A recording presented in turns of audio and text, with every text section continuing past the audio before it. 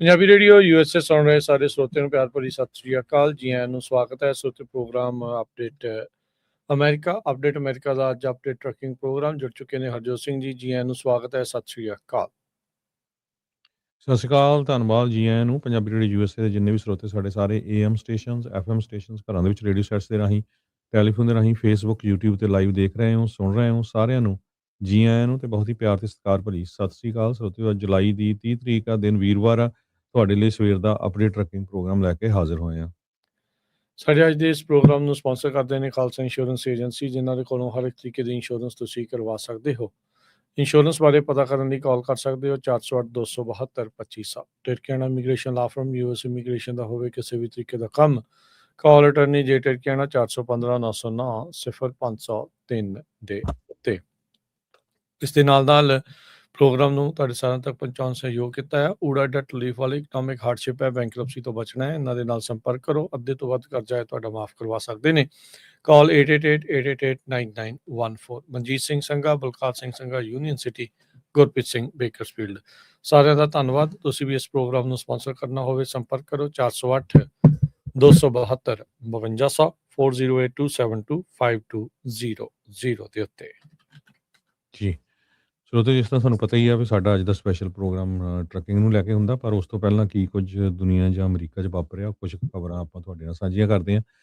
ਅੱਜ ਦੀ ਮੇਨ ਖਬਰ ਇਹ ਹੈਗੀ ਹੈ, ਪ੍ਰੈਜ਼ੀਡੈਂਟ ਟਰੰਪ ਹੁਣੀ ਕਹਿੰਦੇ ਵੀ ਹੋ ਸਕਦਾ ਵੀ ਜਿਹੜਾ ਬਲੈਂਚ ਆ, ਜਿਹੜਾ ਅਟਾਰਨੀ ਜਨਰਲ ਦੇ ਲਈ ਜਿਹਨੂੰ ਨੋਮੀਨੇਟ ਕੀਤਾ ਕਰਨਾ ਸੀ, ਟੌਡ ਬਲੈਂਚ, ਉਹਨਾਂ ਦਾ ਨਾਮ ਵਿਡਰਾਅ ਕਰ ਲੈਣ, ਕਿਉਂਕਿ ਕੁਛ ਜਿਹੜੇ ਰਿਪਬਲਿਕਨ ਸੈਨੇਟਰਸ ਆ ਉਹ ਵੀ ਹੁਣ ਅਗੇਂਸਟ ਆਏ ਹੈਗੇ ਆ।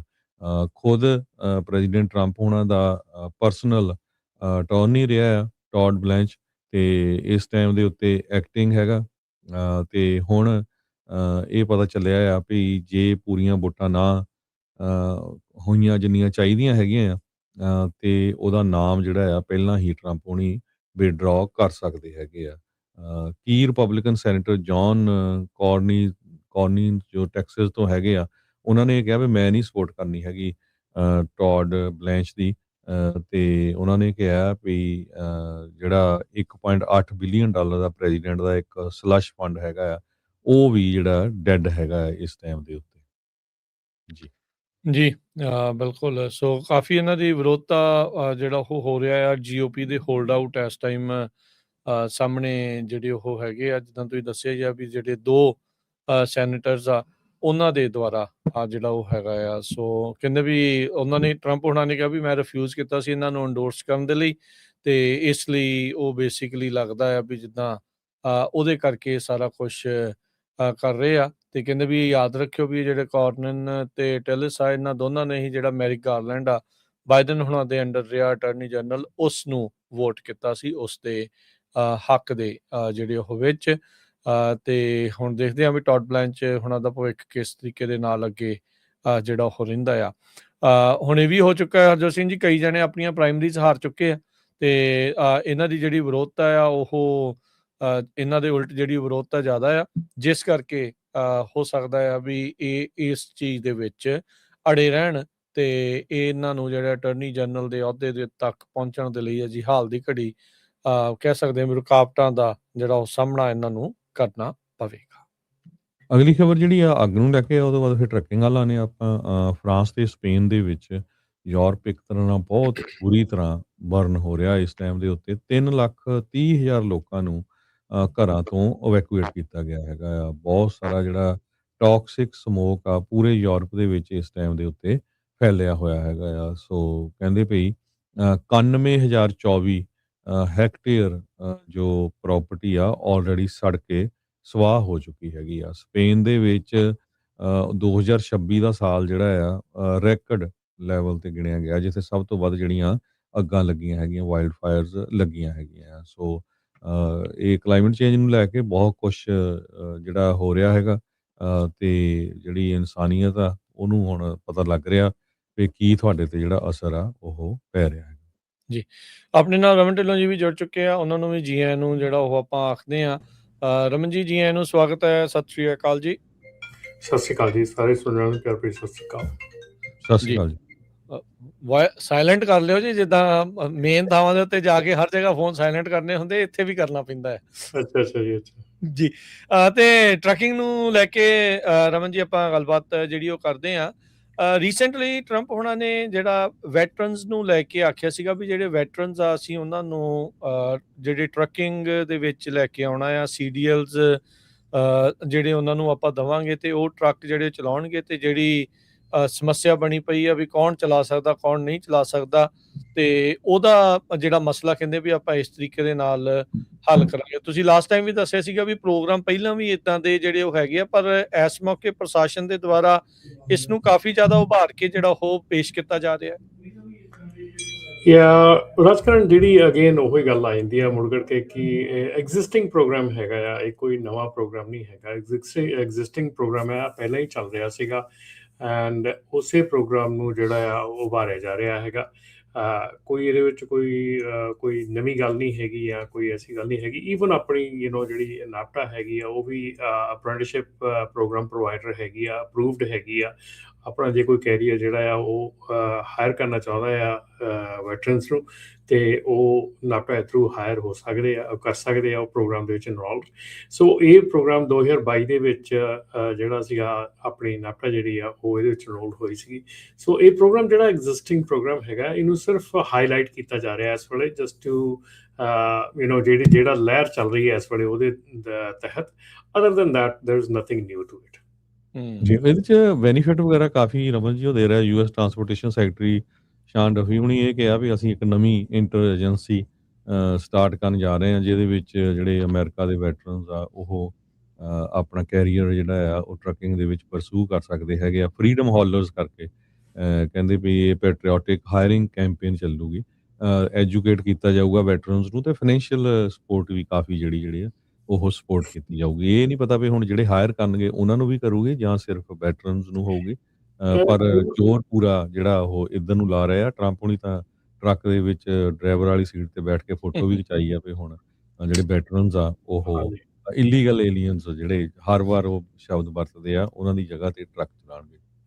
ਸੋ ਇਹ ਫੋਟੋ ਤਾਂ ਆਪਾਂ ਪਹਿਲਾਂ ਵੀ ਦੇਖੀ ਸੀਗੀ, ਪਿਛਲੀ ਵਾਰੀ ਵੀ ਜੋ ਚਾਬੀਆਂ ਮਿਲੀਆਂ ਸੀਗੀਆਂ ਉਦੋਂ ਵੀ ਜਦੋਂ ਛੁੰਛਲਾ ਫੜਾਇਆ ਸੀਗਾ ਇਹਨਾਂ ਨੇ ਉਦੋਂ ਵੀ ਆਪਾਂ ਫੋਟੋ ਖਿੱਚੀਆਂ ਦੇਖੀਆਂ ਸੀਗੀਆਂ। ਪੋਲੀਟੀਸ਼ੀਅਨ ਹੈ, ਫੋਟੋਜ਼ ਇੱਦਾਂ ਚੱਲਦੀਆਂ ਰਹਿੰਦੀਆਂ ਹੁੰਦੀਆਂ।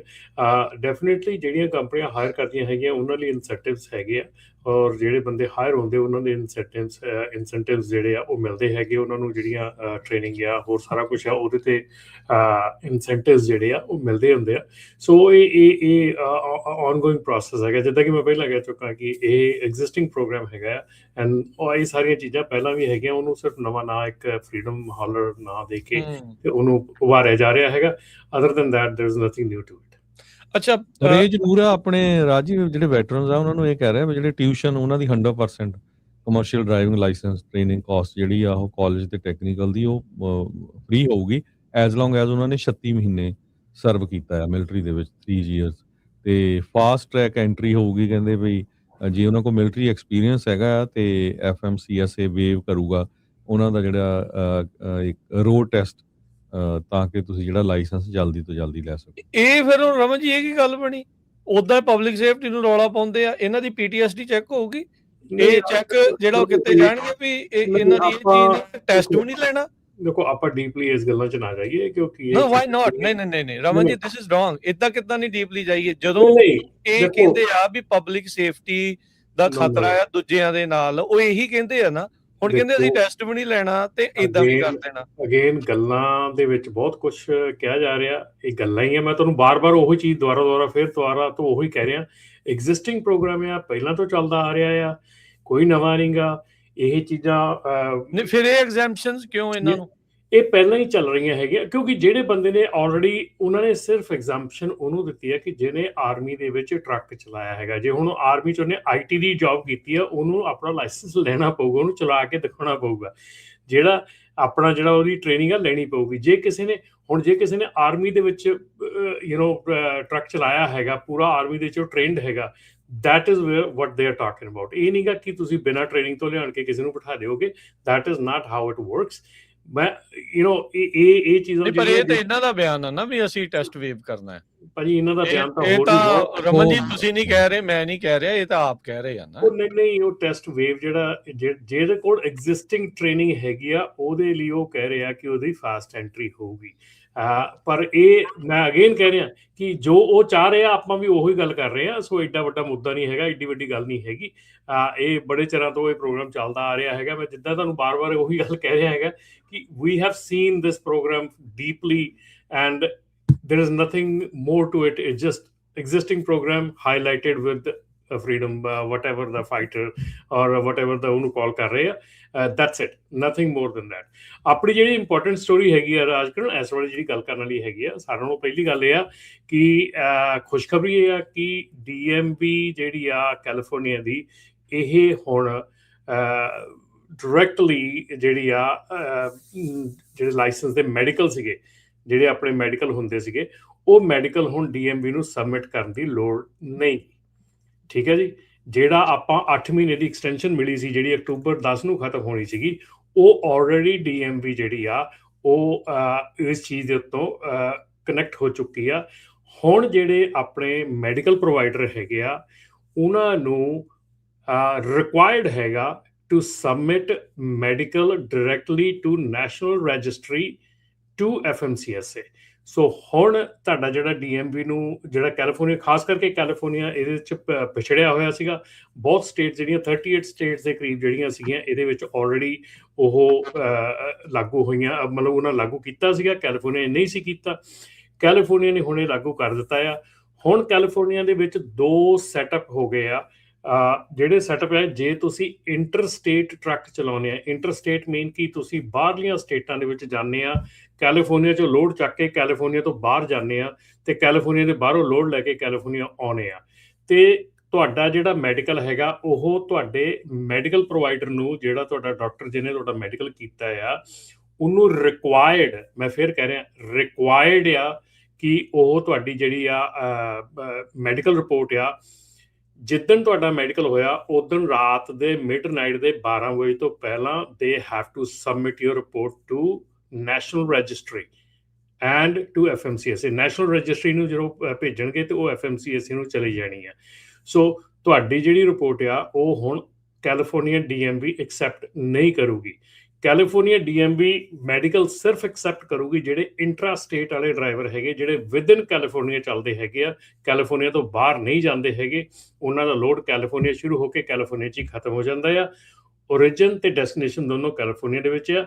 ਉਹਨਾਂ ਦਾ ਮੈਡੀਕਲ ਸਿਰਫ ਤੇ ਸਿਰਫ ਕੈਲੀਫੋਰਨੀਆ ਦੇ ਵਿੱਚ ਜਿਹੜਾ ਆ ਉਹ ਮਤਲਬ ਕਿ ਲਿਆ ਜਾਊਗਾ। ਅਦਰ ਦੈਨ ਦੈਟ ਸਾਰੇ ਮੈਡੀਕਲ ਜਿਹੜੇ ਆ ਮੈਡੀਕਲ ਪ੍ਰੋਵਾਈਡਰ ਨੂੰ ਡਾਇਰੈਕਟਲੀ ਜਿਹੜੇ ਆ ਉਹ ਸਬਮਿਟ ਕਰਨੇ ਪੈਣਗੇ ਨੈਸ਼ਨਲ ਰਜਿਸਟਰੀ ਨੂੰ। ਔਰ ਇੱਥੇ ਰਾਜਕਰਨ ਇੱਕ ਜਿਹੜੇ ਹੋਰ ਬਹੁਤ ਸਾਰੇ ਹੁਣ ਸਵਾਲ ਵੀ ਆਉਣਗੇ ਔਰ ਆ ਵੀ ਰਹੇ ਨੇ ਮੈਨੂੰ ਕਿ ਕੀ ਮੈਡੀਕਲ ਪ੍ਰੋਵਾਈਡਰ ਜਿਹੜਾ ਇਹਦੇ ਲਈ ਚਾਰਜ ਕਰ ਸਕਦਾ? ਨੋ, ਮੈਡੀਕਲ ਪ੍ਰੋਵਾਈਡਰ ਦੀ ਜਿਹੜੀ ਫੀਸ ਆ ਉਹਦੇ ਵਿੱਚ ਇਹ ਇਨਕਲੂਡ ਹੋਣਾ ਚਾਹੀਦਾ ਹੈ। That is their job, that is their requirement to submit. ਮੈਨੂੰ ਬੇਕਰਸਫੀਲਡ ਤੋਂ ਪਿਛਲੇ ਵੀ ਕਾਫੀ ਕਾਲਸ ਆਈਆਂ ਹੈਗੀਆਂ, ਅਸੀਂ ਕਾਫੀਆਂ ਦੇ ਸਬਮਿਟ ਵੀ ਕਰ ਰਹੇ ਹੈਗੇ ਆ। ਪਰ ਜੇ ਤੁਸੀਂ ਕਿਸੇ ਹੋਰ ਨੂੰ ਜਾ ਕੇ ਦਿੰਦੇ ਆ, ਉਹ ਸਬਮਿਟ ਕਰਦੇ ਆ, ਡੈਫੀਨੇਟਲੀ ਦੇ ਨੂੰ ਚਾਰਜ ਯੂ। ਬਟ ਇਫ ਜਿਹੜਾ ਤੁਹਾਡਾ ਡਾਕਟਰ ਹੈਗਾ, ਜੇ ਉਹ ਤੁਹਾਨੂੰ ਚਾਰਜ ਕਰ ਰਿਹਾ ਹੈਗਾ ਐਕਸਟਰਾ ਉਹਦੇ ਸਬਮਿਟ ਕਰਨ ਦੇ, ਦੈਟ ਇਜ਼ ਨਾਟ ਗੁੱਡ। ਸੋ ਜੇ ਤੁਹਾਡਾ ਪਹਿਲੀ ਗੱਲ ਹੈ, ਜਿਹੜੇ ਵੀ ਡਾਕਟਰ ਕੋਲੋਂ ਤੁਸੀਂ ਮੈਡੀਕਲ ਕਰਾਉਣਾ ਆ, ਤੁਸੀਂ ਮੇਕ ਸ਼ੋਰ ਕਰਨਾ ਕਿ ਉਹ ਨੈਸ਼ਨਲ ਰਜਿਸਟਰੀ ਤੇ ਰਜਿਸਟਰਡ ਆ, ਉਹਨਾਂ ਦਾ ਨੈਸ਼ਨਲ ਰਜਿਸਟਰੀ ਨੰਬਰ ਕੀ ਆ ਔਰ ਉਹ ਉੱਥੇ ਰਜਿਸਟਰ ਆ। ਜੇ ਉਹ ਰਜਿਸਟਰ ਆ ਦੈਨ ਉਹਦੇ ਕੋਲ ਮੈਡੀਕਲ ਕਰਵਾਉਣਾ ਆ, ਦੈਨ ਉਹਨਾਂ ਕੋਲ ਕਨਫਰਮ ਕਰਨਾ ਆ ਕਿ did you submit my medical to national registry. ਉਹਦਾ ਮਤਲਬ ਕੀ ਆ ਕਿ ਵਿਦਿਨ 24 to 48 ਆਵਰਸ ਤੁਸੀਂ ਆਪਣੇ DMV 'ਚ ਚੈੱਕ ਕਰ ਸਕਦੇ ਤੁਹਾਡਾ ਮੈਡੀਕਲ ਅਪਡੇਟ ਹੋਇਆ ਹੋਣਾ ਚਾਹੀਦਾ, ਕਿਉਂਕਿ ਹੁਣ ਮੈਡੀਕਲ ਜਿਹੜਾ ਆ ਤੁਸੀਂ ਤੁਹਾਡੇ ਡਾਕਟਰ ਨੇ ਅਪਡੇਟ ਕਰਨਾ ਨੈਸ਼ਨਲ ਰਜਿਸਟਰੀ ਨੂੰ, ਉੱਥੋਂ ਅਪਡੇਟ ਹੋਣਾ FMCSA ਨੂੰ, ਤੇ FMCSA ਨੇ ਫਿਰ DMV ਨੂੰ ਅਪਡੇਟ ਕਰਨਾ ਹੈ। ਸੋ ਇਹ ਚੇਂਜ ਲਾਗੂ ਹੋ ਚੁੱਕੀ ਆ ਹੁਣ। ਸੋ ਇਸ ਕਰਕੇ ਬਹੁਤ ਧਿਆਨ ਦੇ ਨਾਲ ਜਿਹਨਾਂ ਕੋਲ ਵੀ ਤੁਸੀਂ ਮੈਡੀਕਲ ਕਰਵਾਉਣੇ ਆ, ਪਲੀਜ਼ ਇਹ ਚੀਜ਼ਾਂ ਜਿਹੜੀਆਂ ਇਹ ਪੁੱਛ ਲਿਆ ਕਰੋ, ਇਹ ਸਮਝ ਲਿਆ ਕਰੋ ਉਹਨਾਂ ਦੇ ਕੋਲੋਂ। ਤੇ ਮੈਂ ਮਤਲਬ ਕਿ ਕਈ ਡਾਕਟਰ ਰਾਜਕਰਨ ਐਸੇ ਹੈਗੇ ਆ ਕਿ ਜਿਹੜੇ ਅਜੇ ਵੀ ਸਟਿਲ ਪੇਪਰ ਦੇ ਉੱਤੇ ਸਾਰਾ ਕੁਝ ਕਰ ਰਹੇ ਆ। ਸੋ ਪੇਪਰ ਰਿਪੋਰਟ ਜਿਹੜੀ ਆ ਉਹ ਹੁੰਦੀ ਆ, ਪੇਪਰ ਰਿਪੋਰਟ ਉਹ ਦਿੰਦੇ ਆ, ਸਾਰਾ ਕੁਝ ਕਰਦੇ ਆ। ਸੋ ਉੱਥੇ ਉਹਨਾਂ ਨੂੰ ਸਕੈਨ ਕਰਕੇ ਸਾਰਾ ਕੁਝ ਕਰਕੇ ਅਪਲੋਡ ਕਰਨਾ ਪੈਂਦਾ। ਕਈ ਜਿਹੜੇ ਡਾਕਟਰ ਹੈਗੇ ਆ ਇੰਕਲੂਡਿੰਗ ਅਸੀਂ ਵੀ ਜਿਹੜਾ ਹੈਗਾ ਇਲੈਕਟ੍ਰੋਨਿਕ ਵਰਜ਼ਨ ਯੂਜ਼ ਕਰਦੇ ਆ। ਸੋ ਇਲੈਕਟ੍ਰੋਨਿਕ ਵਰਜ਼ਨ ਦਾ ਮਤਲਬ ਇਹ ਹੈ ਕਿ ਜਿੱਦਾਂ ਹੀ ਸਾਡਾ ਡਾਕਟਰ ਜਿਹੜਾ ਉਹ ਕੰਪਲੀਟ ਕਰਦਾ ਹੈ ਤੁਹਾਡਾ medical exam, automatically before midnight ਉਹ ਨੈਸ਼ਨਲ ਰਜਿਸਟਰੀ ਨੂੰ ਸਬਮਿਟ ਹੋ ਜਾਂਦਾ ਥਰੂ ਦਾ ਸਿਸਟਮ।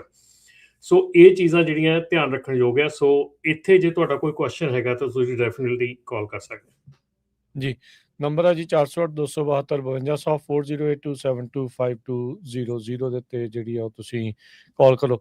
ਸੋ ਮਤਲਬ ਹੁਣ ਡੀਐਮਵੀ ਨੂੰ ਕੁਛ ਨਹੀਂ ਘੱਲਣ ਦੀ ਲੋੜ, ਸਿੱਧੀ ਨੈਸ਼ਨਲ ਰਜਿਸਟਰ ਨੈਸ਼ਨਲ ਜਿਹੜਾ ਤੁਸੀਂ ਦੱਸਦੇ ਆ ਵੀ ਡਾਟਾਬੇਸ ਉਹ 'ਚ ਪਾਉਣਾ ਤੇ ਉਹ ਆਟੋਮੈਟਿਕਲੀ ਕਨੈਕਟਡ ਨੇ ਹੁਣ।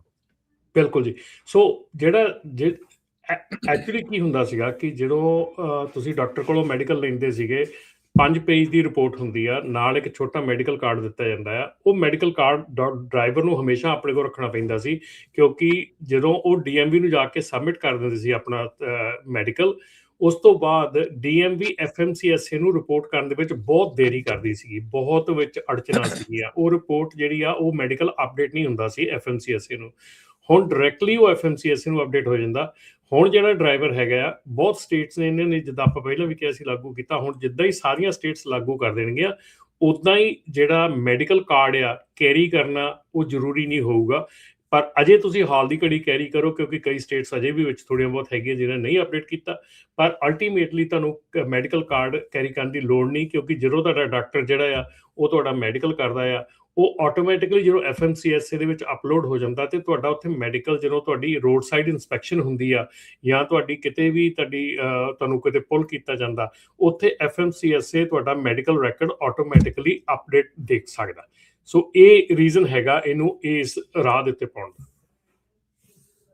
ਜੀ, ਇੱਕ ਹੋਰ ਖਬਰ ਆ ਰਹੀ ਹੈ ਆਪਣੇ ਰਮਨ ਜੀ ਦੇ, ਆਪਾਂ ਸਰੋਤਿਆਂ ਨੂੰ ਵੀ ਕਹਾਂਗੇ ਜੇ ਤੁਹਾਡਾ ਵੀ ਕੁਐਸਚਨ ਹੈਗਾ ਟਰੱਕਿੰਗ ਨਾਲ ਰਿਲੇਟਡ ਤੇ ਤੁਸੀਂ ਕਾਲ ਕਰ ਸਕਦੇ ਹੋ 408 272 5200 4082725200 ਤੇ ਲਾਈਵ ਪ੍ਰੋਗਰਾਮ ਚੱਲ ਰਿਹਾ, ਅੱਧਾ ਘੰਟਾ ਹੋਰ ਚੱਲਣਾ।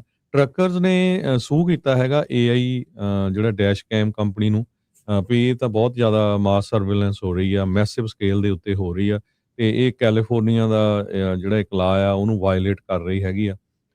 ਸੋ ਟਰੱਕ ਡਰਾਈਵਰਸ ਰਿਪੋਰਟ ਕਰ ਰਹੇ privacy concern dash cam technology ਨੂੰ ਲੈ ਕੇ, ਤੇ ਉਹਨਾਂ ਨੇ ਡੈਮੇਜਸ ਦੇ ਇੰਜੰਕਸ਼ਨ ਵੀ ਮੰਗਿਆ ਹੈਗਾ ਆ। ਲਾ ਸੂਟ ਇਹ ਜਿਹੜਾ ਇਹ ਕਲਾਸ ਐਕਸ਼ਨ ਲਾ ਸੂਟ ਹੈ, ਇਹਦੇ ਵਿੱਚ ਉਹਨਾਂ ਨੇ ਕਿਹਾ ਵੀ ਘੱਟੋ ਘੱਟ $2500 ਔਨ ਬਿਹਾਫ ਆਫ ਪਲੈਂਟਿਵ ਤੇ ਈਚ ਕਲਾਸ ਮੈਂਬਰ ਜਿਹੜੇ ਇਹ ਪਿਊਨਿਟਿਵ ਡੈਮੇਜਸ ਜਿਹੜੇ ਦਿੱਤੇ ਜਾਣ, ਤੇ ਜੂਰੀ ਟਰਾਇਲ ਇਹਦੇ ਵਿੱਚ ਹੋਣਾ ਚਾਹੀਦਾ ਹੈਗਾ। ਜੀ, ਇਹ ਚੀਜ਼ਾਂ ਬੜੀ ਦੇਰ ਤੋਂ ਚੱਲਦੀਆਂ ਆ ਰਹੀਆਂ, ਪ੍ਰਾਈਵੇਸੀ ਦਾ ਚੱਕਰ ਚੱਲਦਾ ਆ ਰਿਹਾ ਹੈ।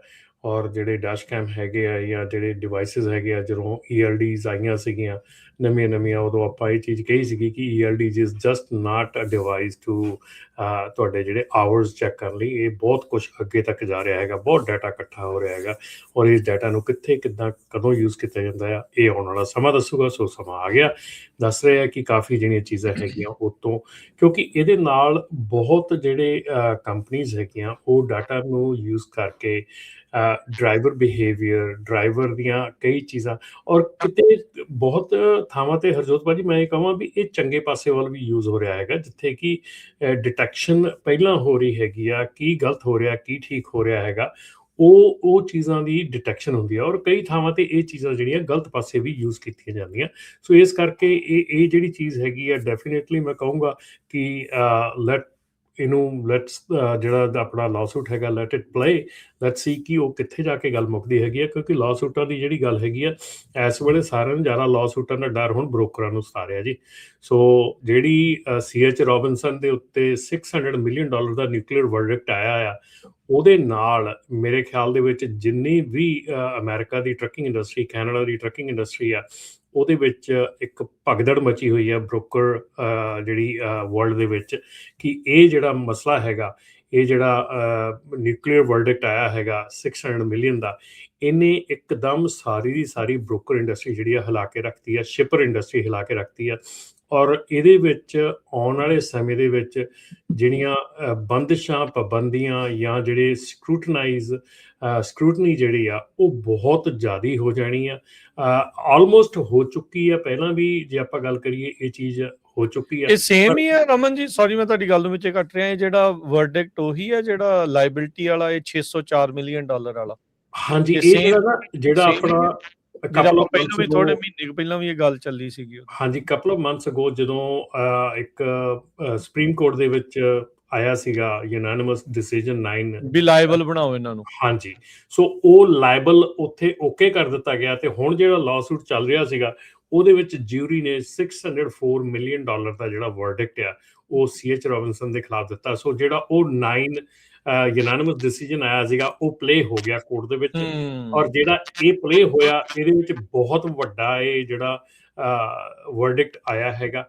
ਇਹਦੇ ਨਾਲ ਜਿਹੜਾ ਆ ਟਰੱਕਿੰਗ ਇੰਡਸਟਰੀ ਦੇ ਵਿੱਚ ਪ੍ਰੋਬਲਮ ਸਾਰਿਆਂ ਨੂੰ ਵੱਡੀ ਖੜੀ ਹੋਊਗੀ ਕਿ ਇੱਕ ਨਵਾਂ ਏਰੀਆ ਖੜਾ ਹੋ ਗਿਆ ਕਿ ਜਿਹਦੇ ਵਿੱਚ ਬ੍ਰੋਕਰ ਨੂੰ ਆਪਣੀ ਲਾਇਬਿਲਿਟੀ ਇੰਸ਼ੋਰੈਂਸ ਕਰਨੀ ਪਊਗੀ ਔਰ ਬਹੁਤ ਵੱਡੀ ਕਰਨੀ 16% ਸਟਾਕ ਡਿੱਗੇ ਅੱਜ ਇਹਨਾਂ ਦੇ। ਹਾਂਜੀ, ਸੋ ਇਹ ਬਹੁਤ ਇਹ ਰਾਜਕੀਰ ਬੜੀ ਵੱਡੀ ਇੱਕ ਗੱਲ ਹੈਗੀ ਆ ਕਿ ਝਟਕਾ ਬ੍ਰੋਕਰ ਬਹੁਤ ਵੱਡਾ ਹੈ ਬ੍ਰੋਕਰ ਇੰਡਸਟਰੀ ਹਾਂਜੀ, ਨੂੰ। ਸੋ ਆਲਮੋਸਟ ਹਰ ਇੱਕ ਬ੍ਰੋਕਰ ਹੁਣ ਜਿਹੜਾ ਹੈਗਾ ਉਹਨੂੰ ਮੁਸਤੈਦ ਰਹਿਣਾ ਪੈਣਾ ਕਿ ਕੀ ਹੋ ਰਿਹਾ ਹੈਗਾ, ਕਿਸ ਤਰ੍ਹਾਂ ਹੋ ਰਿਹਾ ਹੈਗਾ। ਸੋ ਇਹ ਚੀਜ਼ਾਂ ਜਿਹੜੀਆਂ ਹੈਗੀਆਂ ਇਹ ਡੈਫੀਨਿਟਲੀ ਆਪਣੀ ਇੰਡਸਟਰੀ ਦੇ ਉੱਤੇ, ਔਰ ਇਹਦਾ ਹੋਣਾ ਕੀ ਆ ਕਿ ਸਾਰਿਆਂ ਨਾਲੋਂ ਜ਼ਿਆਦਾ ਚੀਜ਼ ਆ ਕਿ ਜਿੰਨੇ ਵੀ ਫਰੇਟ ਬ੍ਰੋਕਰ ਇਸ ਵੇਲੇ ਵਾਚ ਕਰ ਰਹੇ ਇਸ ਚੀਜ਼ ਨੂੰ, ਠੀਕ ਹੈ ਨਾ, ਇਹ ਜਸਟ ਸਿਰਫ ਇੱਕ ਸੀਐਚ ਰੋਬਿਨਸਨ ਦੀ ਪ੍ਰੋਬਲਮ ਨਹੀਂ ਹੈਗੀ, ਠੀਕ ਹੈ ਨਾ। ਹੁਣ ਉਸ ਤੋਂ ਬਾਅਦ ਇਹ ਇੱਕ ਰੋਡ ਮੈਪ ਬਣ ਗਿਆ ਕਿ ਬ੍ਰੋਕਰ ਨੂੰ ਸੂ ਕਰਨ ਦਾ, ਬ੍ਰੋਕਰ ਨੂੰ ਲਾਸੂਟ ਦੇ ਵਿੱਚ ਖਿੱਚਣ ਦਾ ਇੱਕ ਰੋਡ ਮੈਪ ਬਣ ਗਿਆ, ਠੀਕ ਹੈ। ਇੰਸ਼ੋਰੈਂਸ ਕਾਸਟ ਇੰਨਾ ਟਾਈ ਅਪ ਹੋ ਗਈ, insurance cost will go up, ਠੀਕ ਹੈ ਨਾ। ਬ੍ਰੋਕਰ ਜਿਹੜੇ ਆ ਬਹੁਤ ਜ਼ਿਆਦਾ ਸਿਲੈਕਟਿਵ ਹੋ ਜਾਣਗੇ ਹੁਣ ਕਿ ਕਿਹੜੇ ਕੈਰੀਅਰ ਨੂੰ ਚੂਜ਼ ਕਰਨਾ ਹੈ, ਉਹਦੀ ਬੈਕਗਰਾਊਂਡ ਚੈੱਕ, ਉਹਦਾ ਸਾਰਾ ਕੁਝ ਜਿਹੜਾ ਆ ਉਹ ਬਹੁਤ ਜ਼ਿਆਦਾ ਡੀਪਲੀ ਜਿਹੜਾ ਹੋਊਗਾ।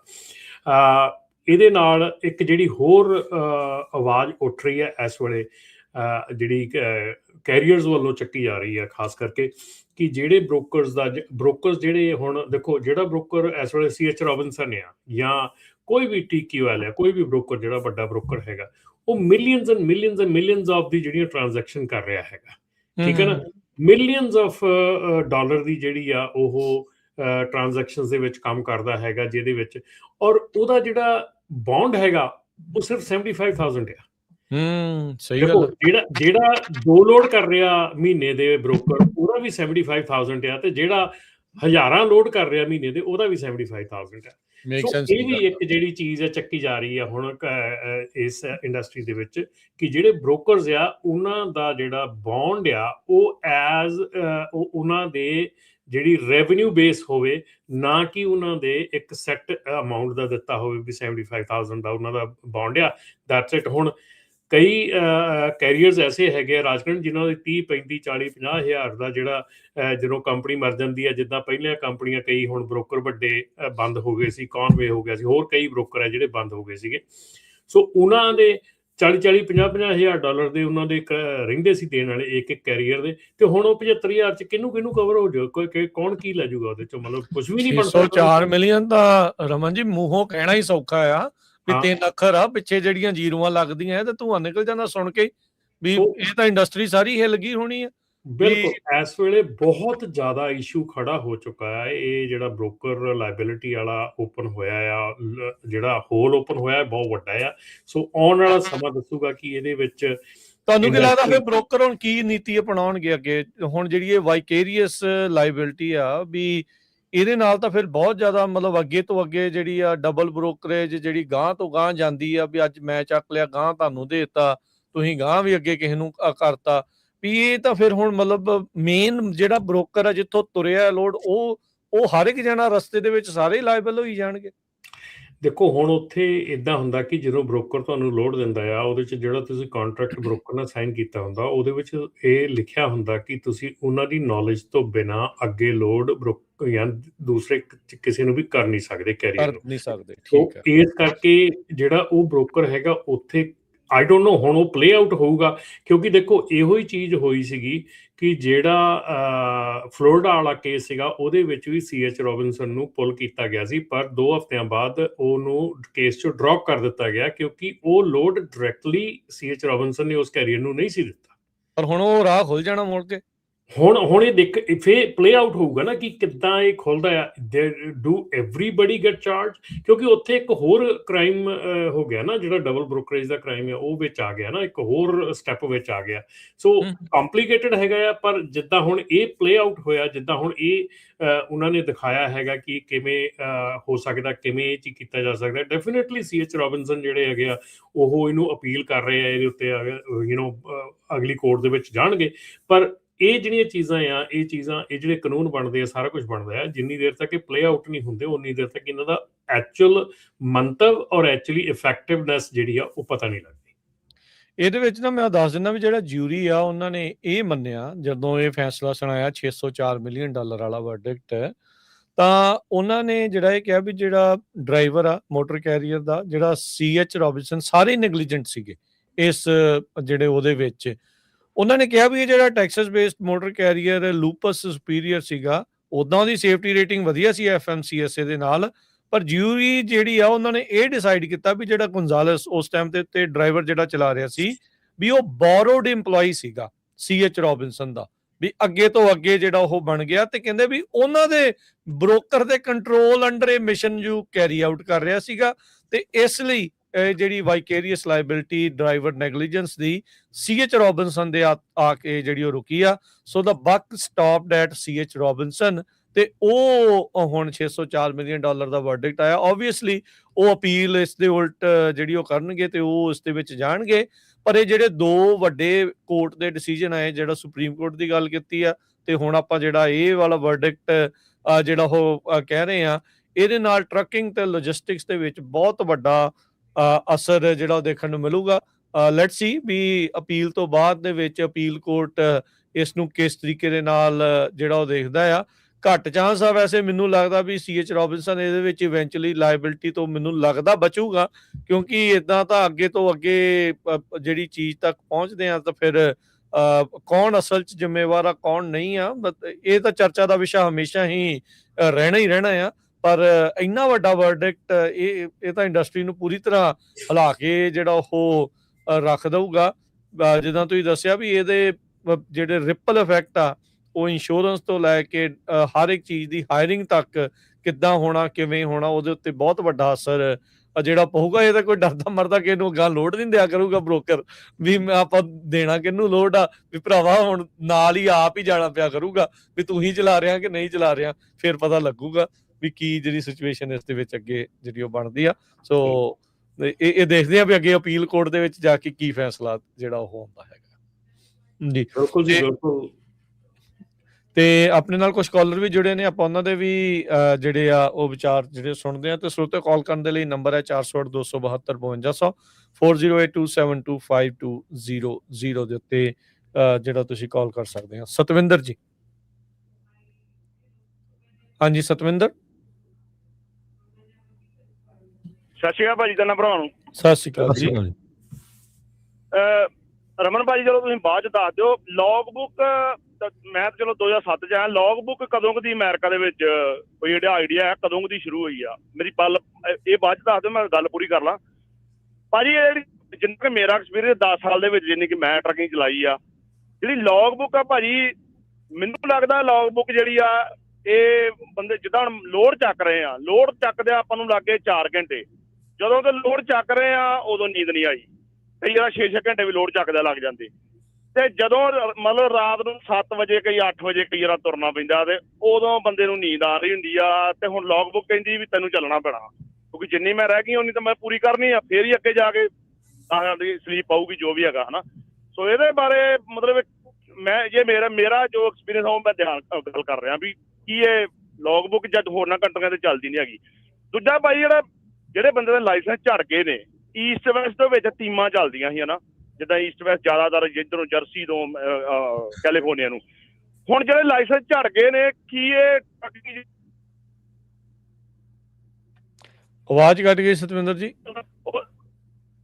ਜੇ ਸਿੰਗਲ ਡਰਾਈਵਰ ਚੱਲਦਾ ਤਾਂ ਸਮਝ ਨਹੀਂ ਆਈ ਇਹਨਾਂ ਦੀ ਗੱਲ, ਇਹਨਾਂ ਦੀ ਪਿੱਛੇ ਰਹਿ ਗਈ। ਤੁਹਾਡੀ ਆਵਾਜ਼ ਕੱਟ ਰਹੀ ਹੈ, ਕਨੈਕਸ਼ਨ ਦੀ ਪ੍ਰੋਬਲਮ ਆ। ਤੁਸੀਂ ਮੈਨੂੰ ਲੱਗਦਾ ਸ਼ਾਇਦ ਡਰਾਈਵ ਕਰਦੇ ਪਏ। ਦੁਬਾਰਾ ਕੀ ਫੇਰ ਪੁੱਛੋ, ਮੈਨੂੰ ਲੱਗਦਾ ਡਰਾਈਵ। ਹਾਂਜੀ ਉਹ ਦੁਬਾਰਾ ਕਰਿਓ ਵੀ ਟੀਮ ਵਾਲੀ ਗੱਲ ਤੋਂ ਬਾਅਦ ਕੀ ਕਹਿ ਰਹੇ ਸੀਗੇ? ਲਾਈਨ ਡ੍ਰੌਪ ਉਹਨਾਂ ਦੀ ਹੋ ਗਈ।